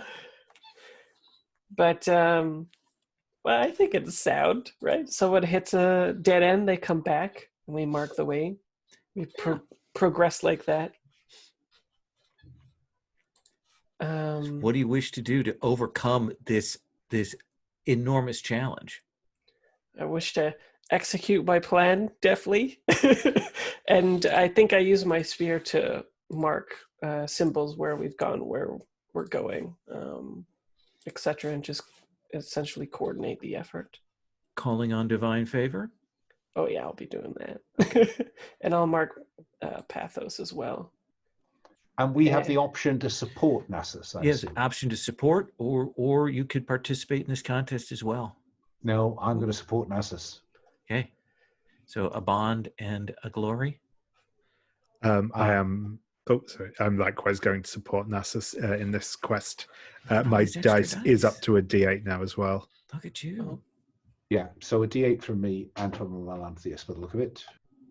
I will also support Nasus whilst they spend all of their points, so I've got all mine left for later. Yes. All right. Okay, so craft and reason, target number 13. Many Wade. Lots of glory at And stake. I'll bring in resolve and spirit, I think makes sense. And so it'll be 3d8. Is that right? Yeah. And divine favor, what makes sense? Let's see. Probably ingenuity from Hephaestus. That makes sense. Yeah. Perfect. Let's go. Ho! For once. Look at that. I was all excited waiting for you. What is the secret of this maze that some sorcerer has laid upon this place? How is it that you crack the code? What is it that gives you that edge to get that 13 glory? I think I realized that it is using the what's it? The divine measurement. What's The golden it called? mean? Yeah, the golden mean. I think it's using ratios like that to sprout off. And as soon as I recognize it, we no longer have to split up and we can navigate straight through. See the four of you come back together again, and you will walk, and you will find yourself in an enormous central courtyard. Fountains. There would have been trees, flowers, gardens here at some point, but they have died. And you will see that there is a fissure here in the center, cracked through the mosaic tile, broken open. Around it stands braziers and instruments and ritual workings of some kind of sorcerer's spell, which has opened this up. And you will see a beautiful woman weeping. She stands. You know from the hair, from the form, that she is beautiful, but you can't see her face because she is covered in blue flame, and she is huddled in the corner, and she is weeping, and it hurts. It hurts to hear her cry. I think Calixis will call out, Orphanae, cupbearer of Hades, why do you weep? It's all gone wrong. It is all gone wrong. It is the works of man who brought us low. And how can we 4 heroes put right that which has gone wrong? I think this is arts and oration here for you to speak to this. She is overcome with a divine sorrow. And you will call to her to try and speak and bring her forward. If we sacrifice the mortal. It always comes down to that, doesn't it? I'll support.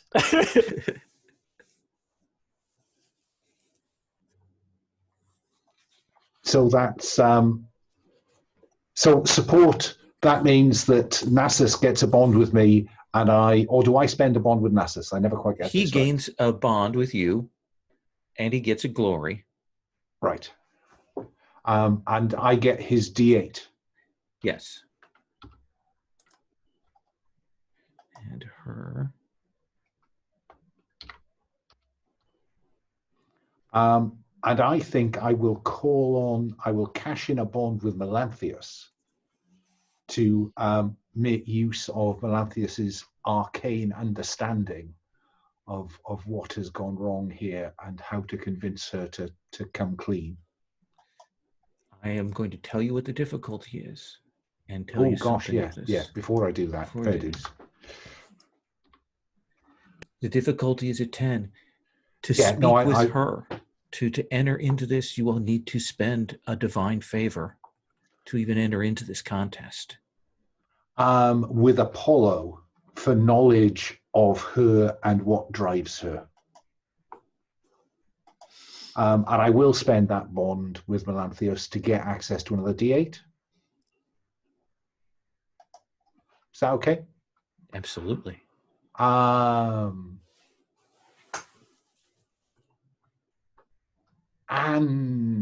I will also, to try to attract her, because there's no good story like an old good story, I will promise to tell her the tale of the recovery of Hera's Stormstone.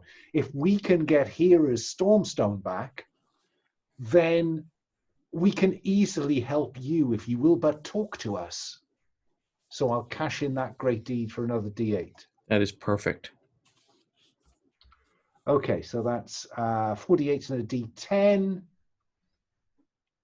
Rock and roll. That is 14. So you will gain 10 glory. There is that when she is listening to, she hears the words of the heroes. She looks, she finally turns. She sees Nasus. She sees you speaking forward. She sees dark Melanthios. She sees shining Toxophone. And she says, I am undone. I have the torch, but I am bound, and my flame is a weapon used against me. He has opened up a pathway. He came here with honeyed words to speak with me, to consult with me. He calls himself Erastos. He is a necromancer.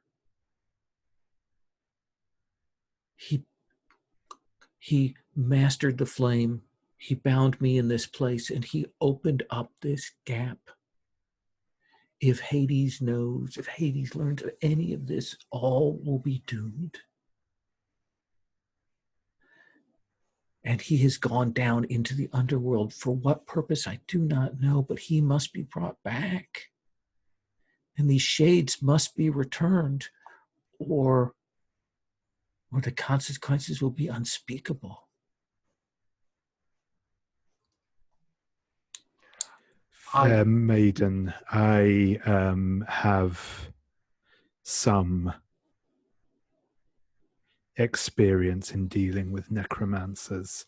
Melanthius will step forward and kind of pull back the hood from his head, and his golden eyes peek out from behind his dark hair, and he'll say, such trickery and abuse of one who serves the gods is unforgivable. We shall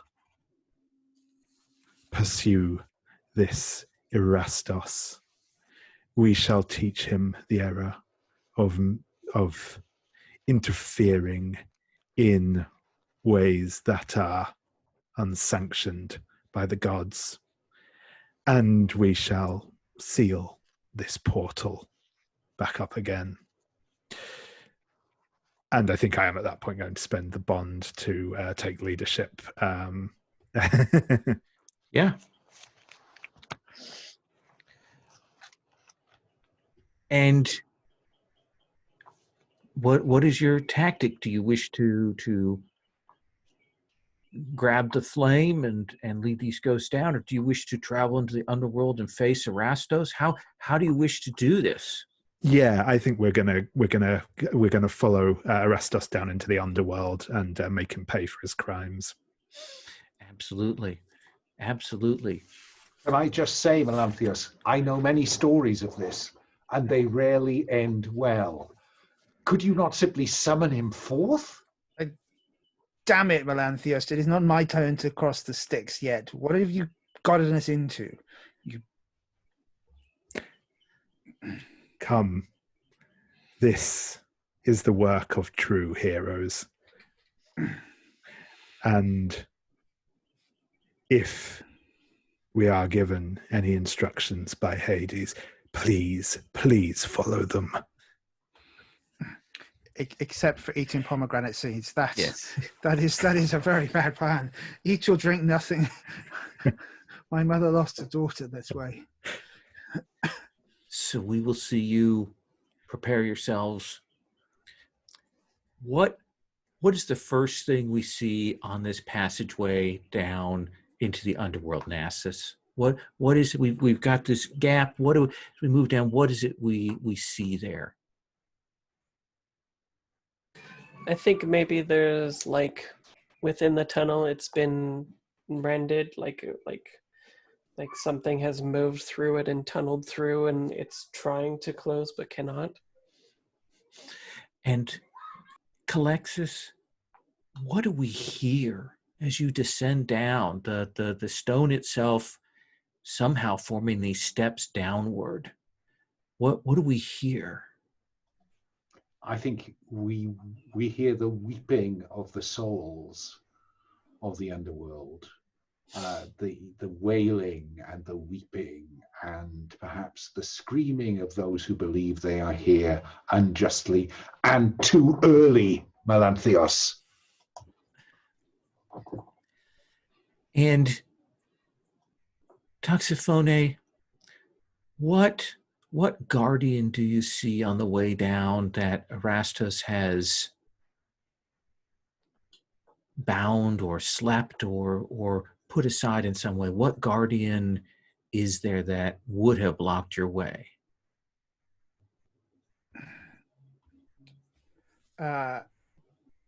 We see a three-headed dog knocked sideways as if it was a puppy. It lays there. It's still breathing, but it maybe the echo of the blue flame around it, the power that Erastos has used to bind it. And Melanthios, what is the chamber, the space that you finally find this villain in? Where do you locate him? The chamber is almost entirely black, not just in the lack of light, only the small patches of blue flame giving some creepy illumination to it, but also the stone itself is a dark black basalt. There are slabs throughout that look, it's difficult to tell whether they are in fact sarcophaguses or just formations of rock that look like sarcophaguses, and daubed in the center of the room in in dark blood are mystical symbols that probably bear, one would say, a certain similarity with the sort of thing that Melanthius does, though of course he always acts with the utmost of respect and propriety. And Erastus will turn. His head is shaven bald. There are sigils that he has marked upon it. He's young, the closer to your age than the venerable that you would have expected. But his eyes shine, and he looks and he says, I know that you saw those you loved that have been consigned here. Join with me. We can end this tyranny and we can free all the shades from below. Speak more of this, good Erastus. He holds forth the torch and he says, we will throw down Hades together if you will join with me. I do everything I can to encourage our villain to monologue and give us clues of how we can put right this wrong. Absolutely. This is our clash. This is our chance to try and gain an advantage as you do your first foray against him. This is the time. This is the first part of the big battle where you get to choose what domain you wish to engage him with. And he is, I will roll for his effects right now. So we have a D8. He is a well-learned magician. He is defiant. And he wields something of the torch of Phobos with him. And while he does so at this moment, the battle is considered sacred. So should you lose, you will additionally lose divine favor. And I will roll for him. And this is any domain that you choose. And the difficulty is a 15. Calixtus, I know that you are engaged with arts and oration. Yes, absolutely. So I'm going with. Let me check with the others and get a sense of what they're doing in the scene, and then we'll resolve the dice. Toxophone, I must ask in this, what is your strategy? How do you wish to gain the advantage from him?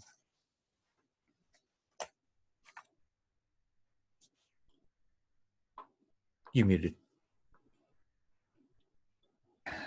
Toxophone wishes to take the advantage by taking 2 steps forward and severing the apostate's hand. Absolutely. So you will strike with blood and valor. Nasus, what about you? In conjunction with that, I'll use my spear to take off a chunk out of their side, Jesus style. Okay. That's a little anachronistic, so I'm going to X-card that bit, but we'll move on. Melanthius? Melanthius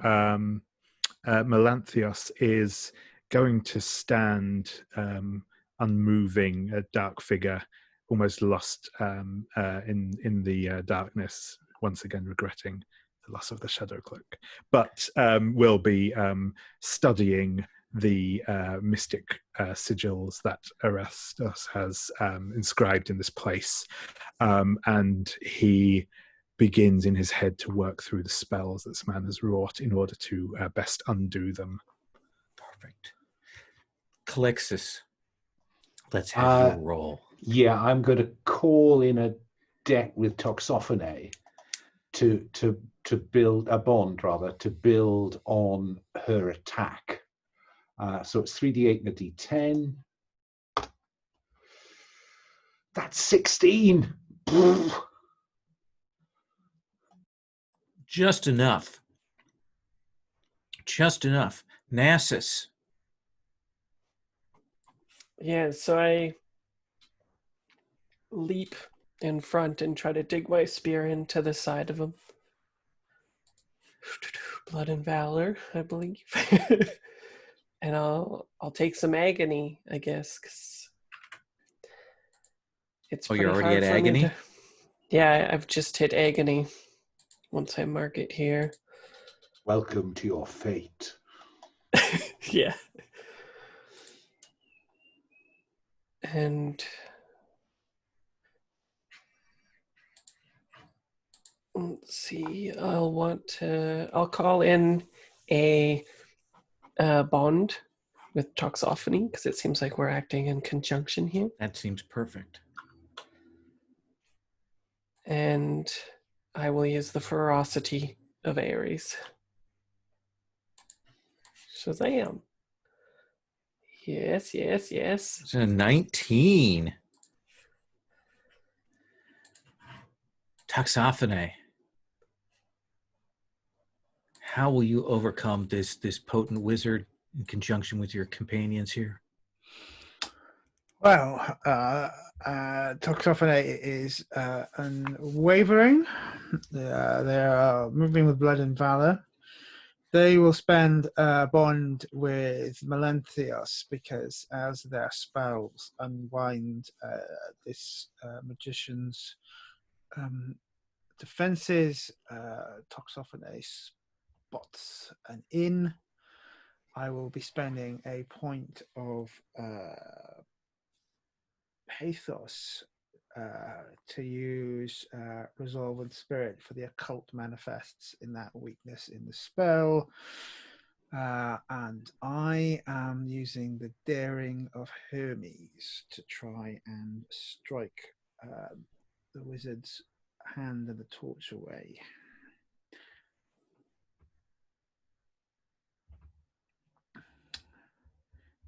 And now I just need to figure out actually how many dice I just spent there. Right, so that is 1, 2, 3 D8.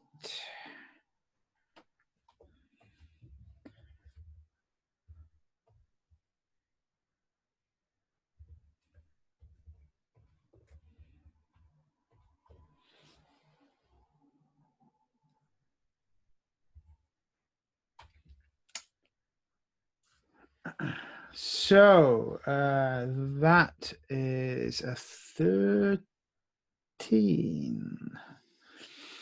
Toxophony, you are charged forward, but even as Nassus comes in, you seem to be the greater threat.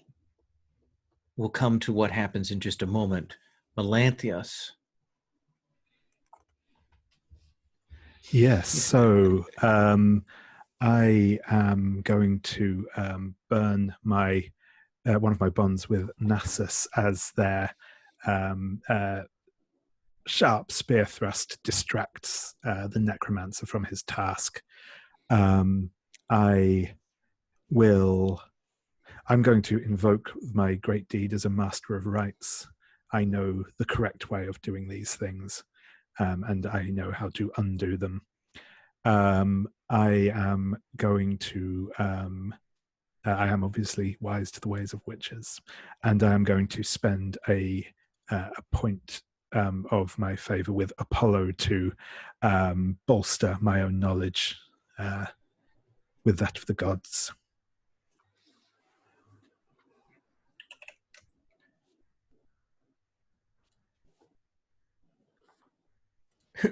Faults of heads.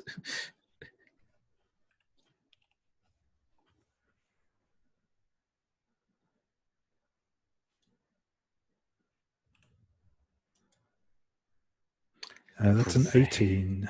Prevails. Nassus, you will gain 15 glory. Calixus and Melanthius, 8 apiece. Toxophone, you draw this wizard's attention. You're a woman. He's already preyed upon another woman, and you can tell that's part of his attitude is that you are to be toyed with. and you're going to mark 2 pathos and have to spend a divine favor, but you will gain a glory. Nasus, you get a D10 advantage die, which you can spend or give to another player and gain a bond from them for doing that. He is forced back. He is pushed back. He there's a moment there. He's paying attention to Calixtus, and then Toxophone comes in and he lets loose with the flame at Toxophone, even as that stabbing comes in, and Melanthius begins the casting, and you see him draw up, and the strength seems to come to him. And he is going to let loose 3 disasters. He will speak the words to send the shades to overwhelm your ship, to give them the command to rush your sailors. He will let loose with the blue flame across all of you, burning you all. And he will whistle for Cerberus to come. Those are the 3 disasters which are possible, which can be prevented in this threat phase here. And I remind you, we come around and you can decide whether you wish to defend against the disasters, and then you can choose which one, or you wish to join the contest to seize control of the battle, set the domain and the stakes of these things. I will roll. Calixtus looks at Melanthius and says, "One day it will be said, Melanthius, that with great power comes great responsibility, our leader." That seems fair. I'm going to roll strife for him now.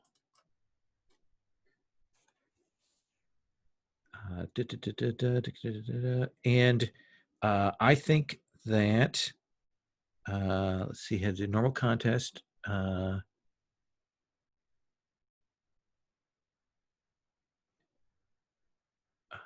you are able to choose what domain you wish for this. Here is the difficulty. Difficulty is 12. It's no 15, which I was very excited about. Calixtus, seize or defend? I'll talk Cerberus down. Toxophone, seize or defend? Can you remind me what happens if we don't stop all of the disasters? Whichever disaster you choose not to stop will come to pass. Then in that case, as to say, shades do attack the ship, I will be using the courage that I put into the sailors. Or is that the fear that the ghosts are less scary than Toxophone? I like that. That seems really good to me. So that'll be a defend. Nasus, defend or seize? And if we don't seize? If you don't seize, then this wizard gets to decide the domain of the contest and gains a significant advantage. If you do not seize, then you cannot have the true good ending for this island. I think I'll seize. And Melanthius, do you want to put all your eggs in Nasus's basket? Yeah, it's a tough choice. Yes. I am not. It is not that I do not trust Nasus, of course, but we do need to stop this man. However, being burnt by the flames of Phobos would not aid our cause, I fear. So, I think that Melanthius will attempt to seize control. Sorry, I should say, will attempt to defend. Okay. By seizing control of the flames of Phobos. Excellent. Nasus, you do have a D10 advantage. You can decide whether you wish to use that. If anybody have divine bonds, you can spend those or bonds with others. Let us start Calixtus. What do you think is appropriate? I think it's arts and oration to. Oh, yes. No question.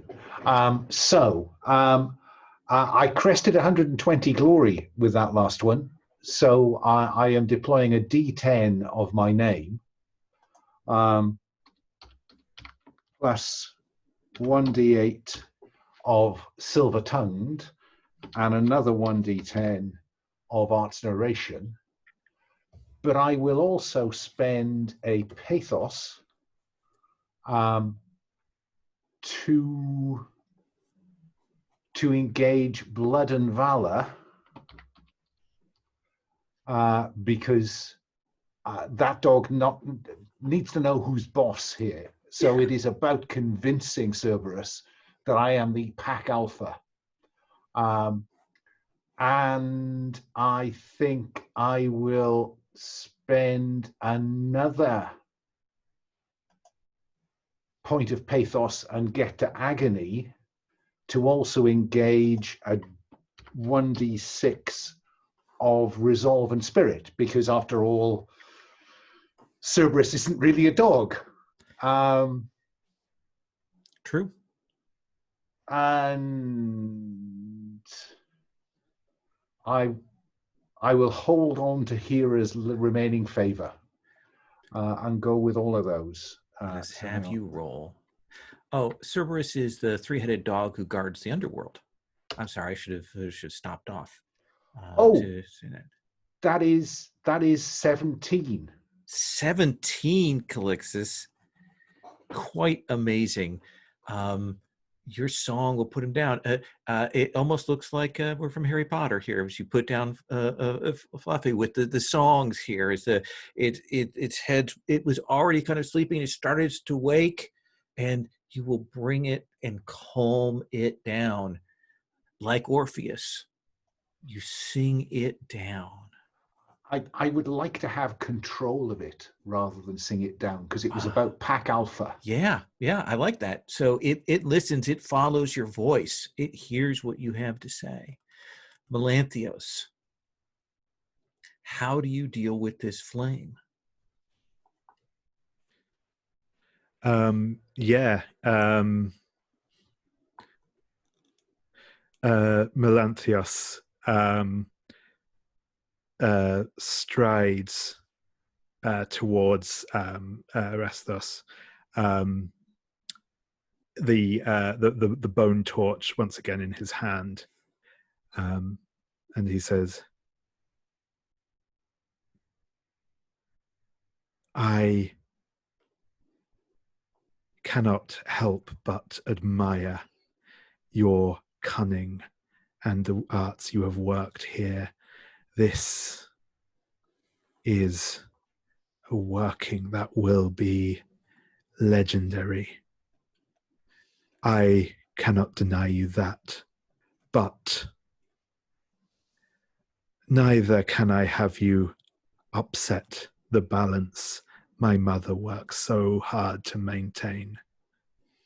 You have been greedy and prideful, Erastus, and you must suffer the fate for that." And he thrusts the end of the torch into the flames of Phobos and locks eyes with Erastus, and engages him in a duel of wills for control of them. Let's see that roll. Sure thing. So I'm going to mark a point of pathos to call in my craft and reason to bolster my resolve and spirit. I think actually once again, as we're still in a similar sort of position, I'm going to call on one of my bonds with Nasus whilst he's still being pressed in the attack. And I think, yes, I am going to call on the cunning of Hera to overmatch him in this.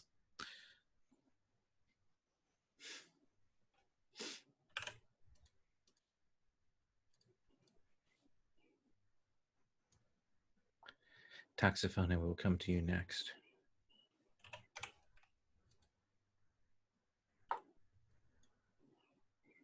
Prevails, another 17.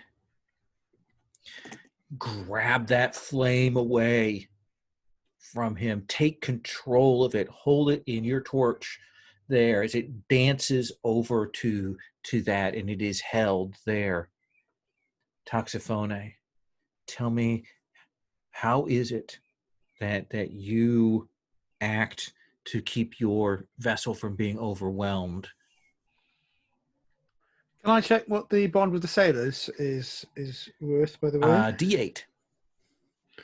So I will be spending that bond with the sailors. I think when Toxophone hears of the fear that the shades may attack the ship, these are sailors which have been drilled many times. They will stand their ground to protect their vessel, and their willpower was boasted recently. So I'll be spending a point of resolve, pathos to use resolve and spirit.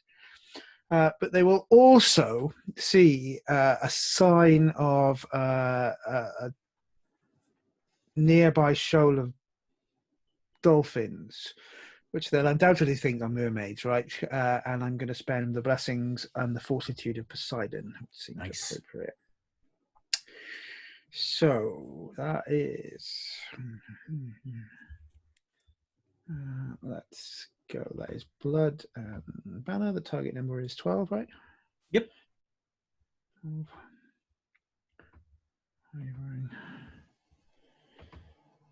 then the main, I am adding resolve and spirit. And I am adding then another D8 and a D6.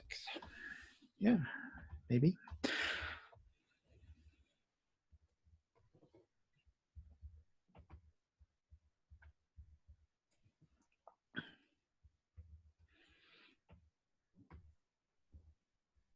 Whoa. It is a close run thing, but it is those spirits that you called out, and the sailors who saw you charge through the lines of them before, those words that you left them with, the drill. It is a Harryhausen fight as the ghosts come up and they're pushing them back, and we're seeing that that is going on. We can hear the clashing of that even here, but they will fight back and drive back and keep the shades from overwhelming them.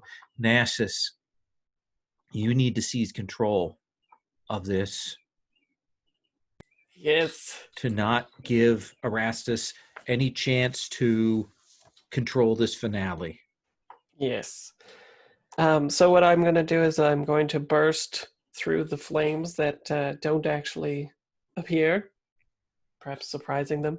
And I go into a roll, take off my shield, leaving my spear, I guess, in the person's side.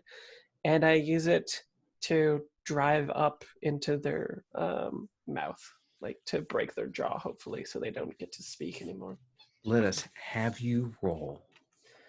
All right, so Blood and Valor. I'm going to mark Fate as well, because it seems pretty important. That seems reasonable. Many Wade. And I'll do Craft and Reason, because I'm being sly. And I would like to use Cash in a Bond with Melanthios, because it is in conjunction with the dissipating the flame. Mm-hmm. Should I use the D10 though? I don't think good so. question. I'm gonna keep it. Can I use 2 divine favors? Is that possible? Yeah. I like that then. You get to add both of them. So I'll use the cunning of Hera and the precision of Artemis to do this. Might be Hopefully. almost no chance you could fail now. Almost. Yes. Did I do it? Yes. You will prevail, Nasus, with a 16, and he will be stabbed from the pit of hell. Stabbing, he will fall back away. He gathers his power for this final challenge. Now, I need Melanthios and Calixtus to both roll me their name die.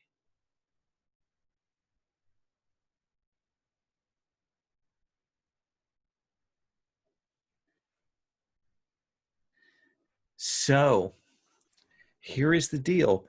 Calixis, you will get 17 glory. Melanthius will get 9. Nasus will get 8. Toxophone will get 6.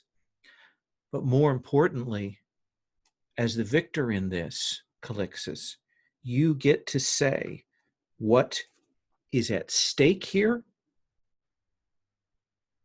what is going to happen if you win, and you also decide what domain this final battle is going to be in here. What do you want to have happen in this conflict here? Well, we have to get Phobos back to Orphne, don't we? That is the bottom line. So, the various flickering lights of Phobos that we've found all over this place need to be drawn back to Orphne. Yeah? Yeah. And do you wish to capture Erastos? Do you wish to kill him? What is it that you want to have happen to him? Giving the flame back, and then what happens to our villain in this? Whenever you go into the underworld, someone doesn't come back. That seems fair. So he will be bound in the underworld. What is the domain? I think I need to convince Hades to help out here. So arts and oration? Afraid so. Okay. Everyone, this is the final finale. I will roll for the bad guy before you decide what you're going to spend. Okay? This is a perilous and sacred, and I'm going to roll this, and arts and oration is our realm, and our difficulty is a 13. Oh, wow. Okay, so this is about convincing Hades that we must be allowed to leave with everything back to normal, but Erastus is the sacrifice we offer Hades. Father Hades, hear my words. I am silver-tongued Calixis. So do 2d10 and a d8. I know that you value care and cunning, for that is the way that you have often garnered souls to Hades, bracket, and a wife, bracket. So I will cash in cunning with Hera, and I will spend a bond with Nasus to get his D8 name dice, because it is not this mortal's time. And certainly it is not Toxophone's time, for she has many deeds yet to fulfill. I'm sorry, Melanthius, I don't have a bond, so I can't guarantee your exit. Well, everyone is going to be making their call in this. They will all be participating. Now, I'm going to ask you, does anyone wish to not participate in the contest, but instead support someone else before we go to Calixis? Perfect. And everyone will participate. We'll all sing their songs and make their pleas in this. And I'm just thinking that I will put some fate in the pot to build in resolve and spirit, because, Hades is no pushover. And I will burn the bond for the crew, which is worth D8, yeah? Yes, it is. Because surely, Hades, you would not condemn them to wander the seas without us. I cannot think of any other leverage. Let's rock and roll. Okay, that is 8 and 7 is 15, and 4 on Hera. It's 19, I believe, right? Toxophone. The realm is arts and oration to make this plea, to call that vengeance down, to intercession. of this foe that you have weakened?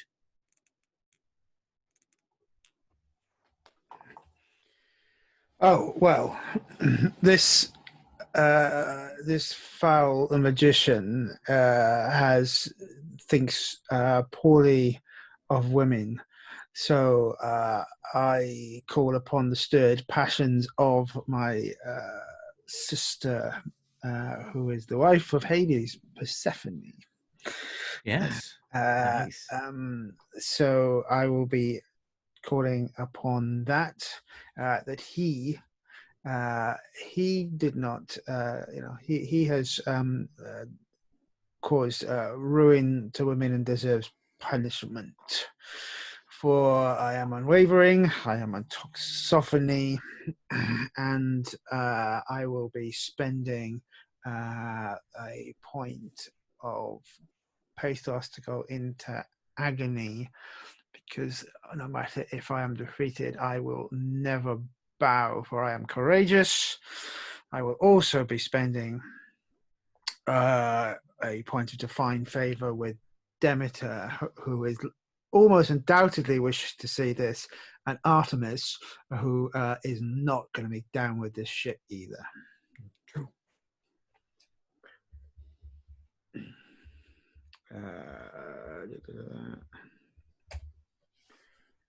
So that will be a 21. 21 for Toxophone.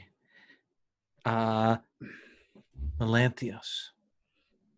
Arts and oration is our domain. Yeah, Melanthius will raise the torch aloft and say, Lord Hades, it is my mother's charge to police the gates between one world and the next. The man who has broken this way must be punished, and I cede him to your tender mercies. I will repair the rift between this world and the next, and I will ensure that your wayward subjects are returned to you.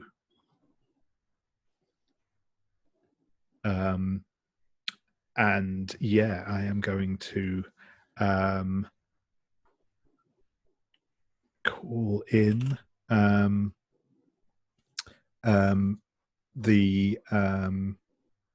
going to spend pathos to bring my I'll just put Arts and Narration in, and then because I started off on the wrong one.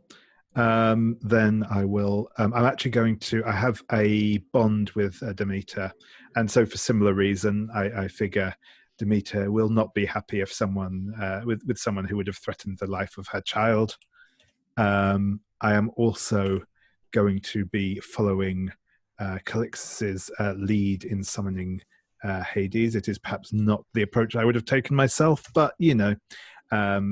So I will spend my final bond on Calixtus to bring in their name dice. And I am going to spend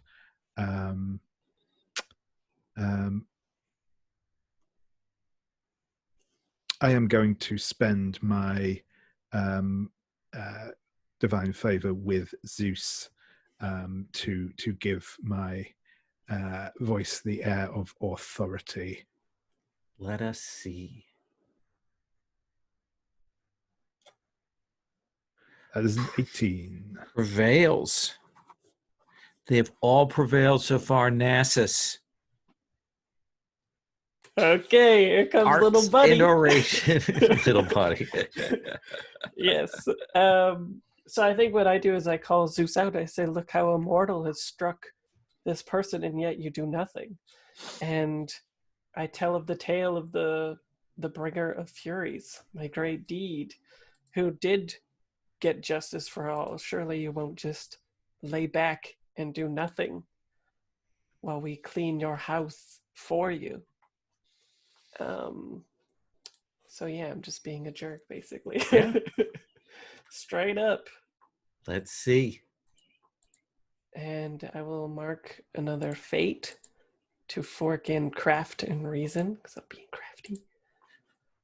And I would like to channel my inner Calixus, because I'm not very good at giving arts and narration, but I can do a passable impression, perhaps. Yeah. Do not forget your advantage die. Oh, yeah. And divine favor-wise, I think I'm going to be wise as Athena.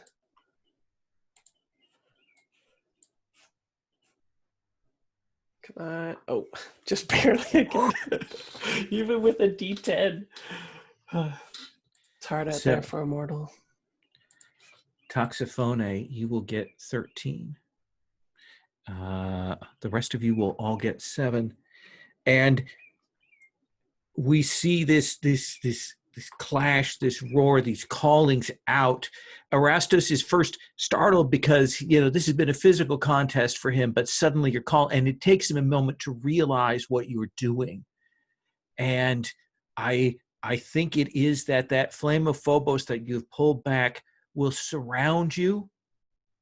And like the stretching, when they do the crank reverse of the camera where it pulls forward, they'll pull back as they're focusing in. There is that pull as the room starts to pull you back up to the surface world, and we hear the sound of Hades, and we see Cerberus leap forward as if by Hades and Calixtus's command into this wizard, and there is a scream for just a moment as you are drawn up, and there is a torrent, a river of ghosts, of spirits pulled down past you. You ride this river against the current back up until you arrive up at that estate, kind of come out onto that. We see the ground come back together. We see that mosaic of Hades pursuing Persephone come back there. We see Orphane. She holds the torch with the Phobos as it pulls back into that. And we see the sky held at twilight. And we see that change, and now it is shifted, and now we actually see the sun coming up. And we can see the sky turn from red to a golden yellow. And that is where we will take up next time. Thank you all very much. That was brilliant. I will go ahead and stop recording.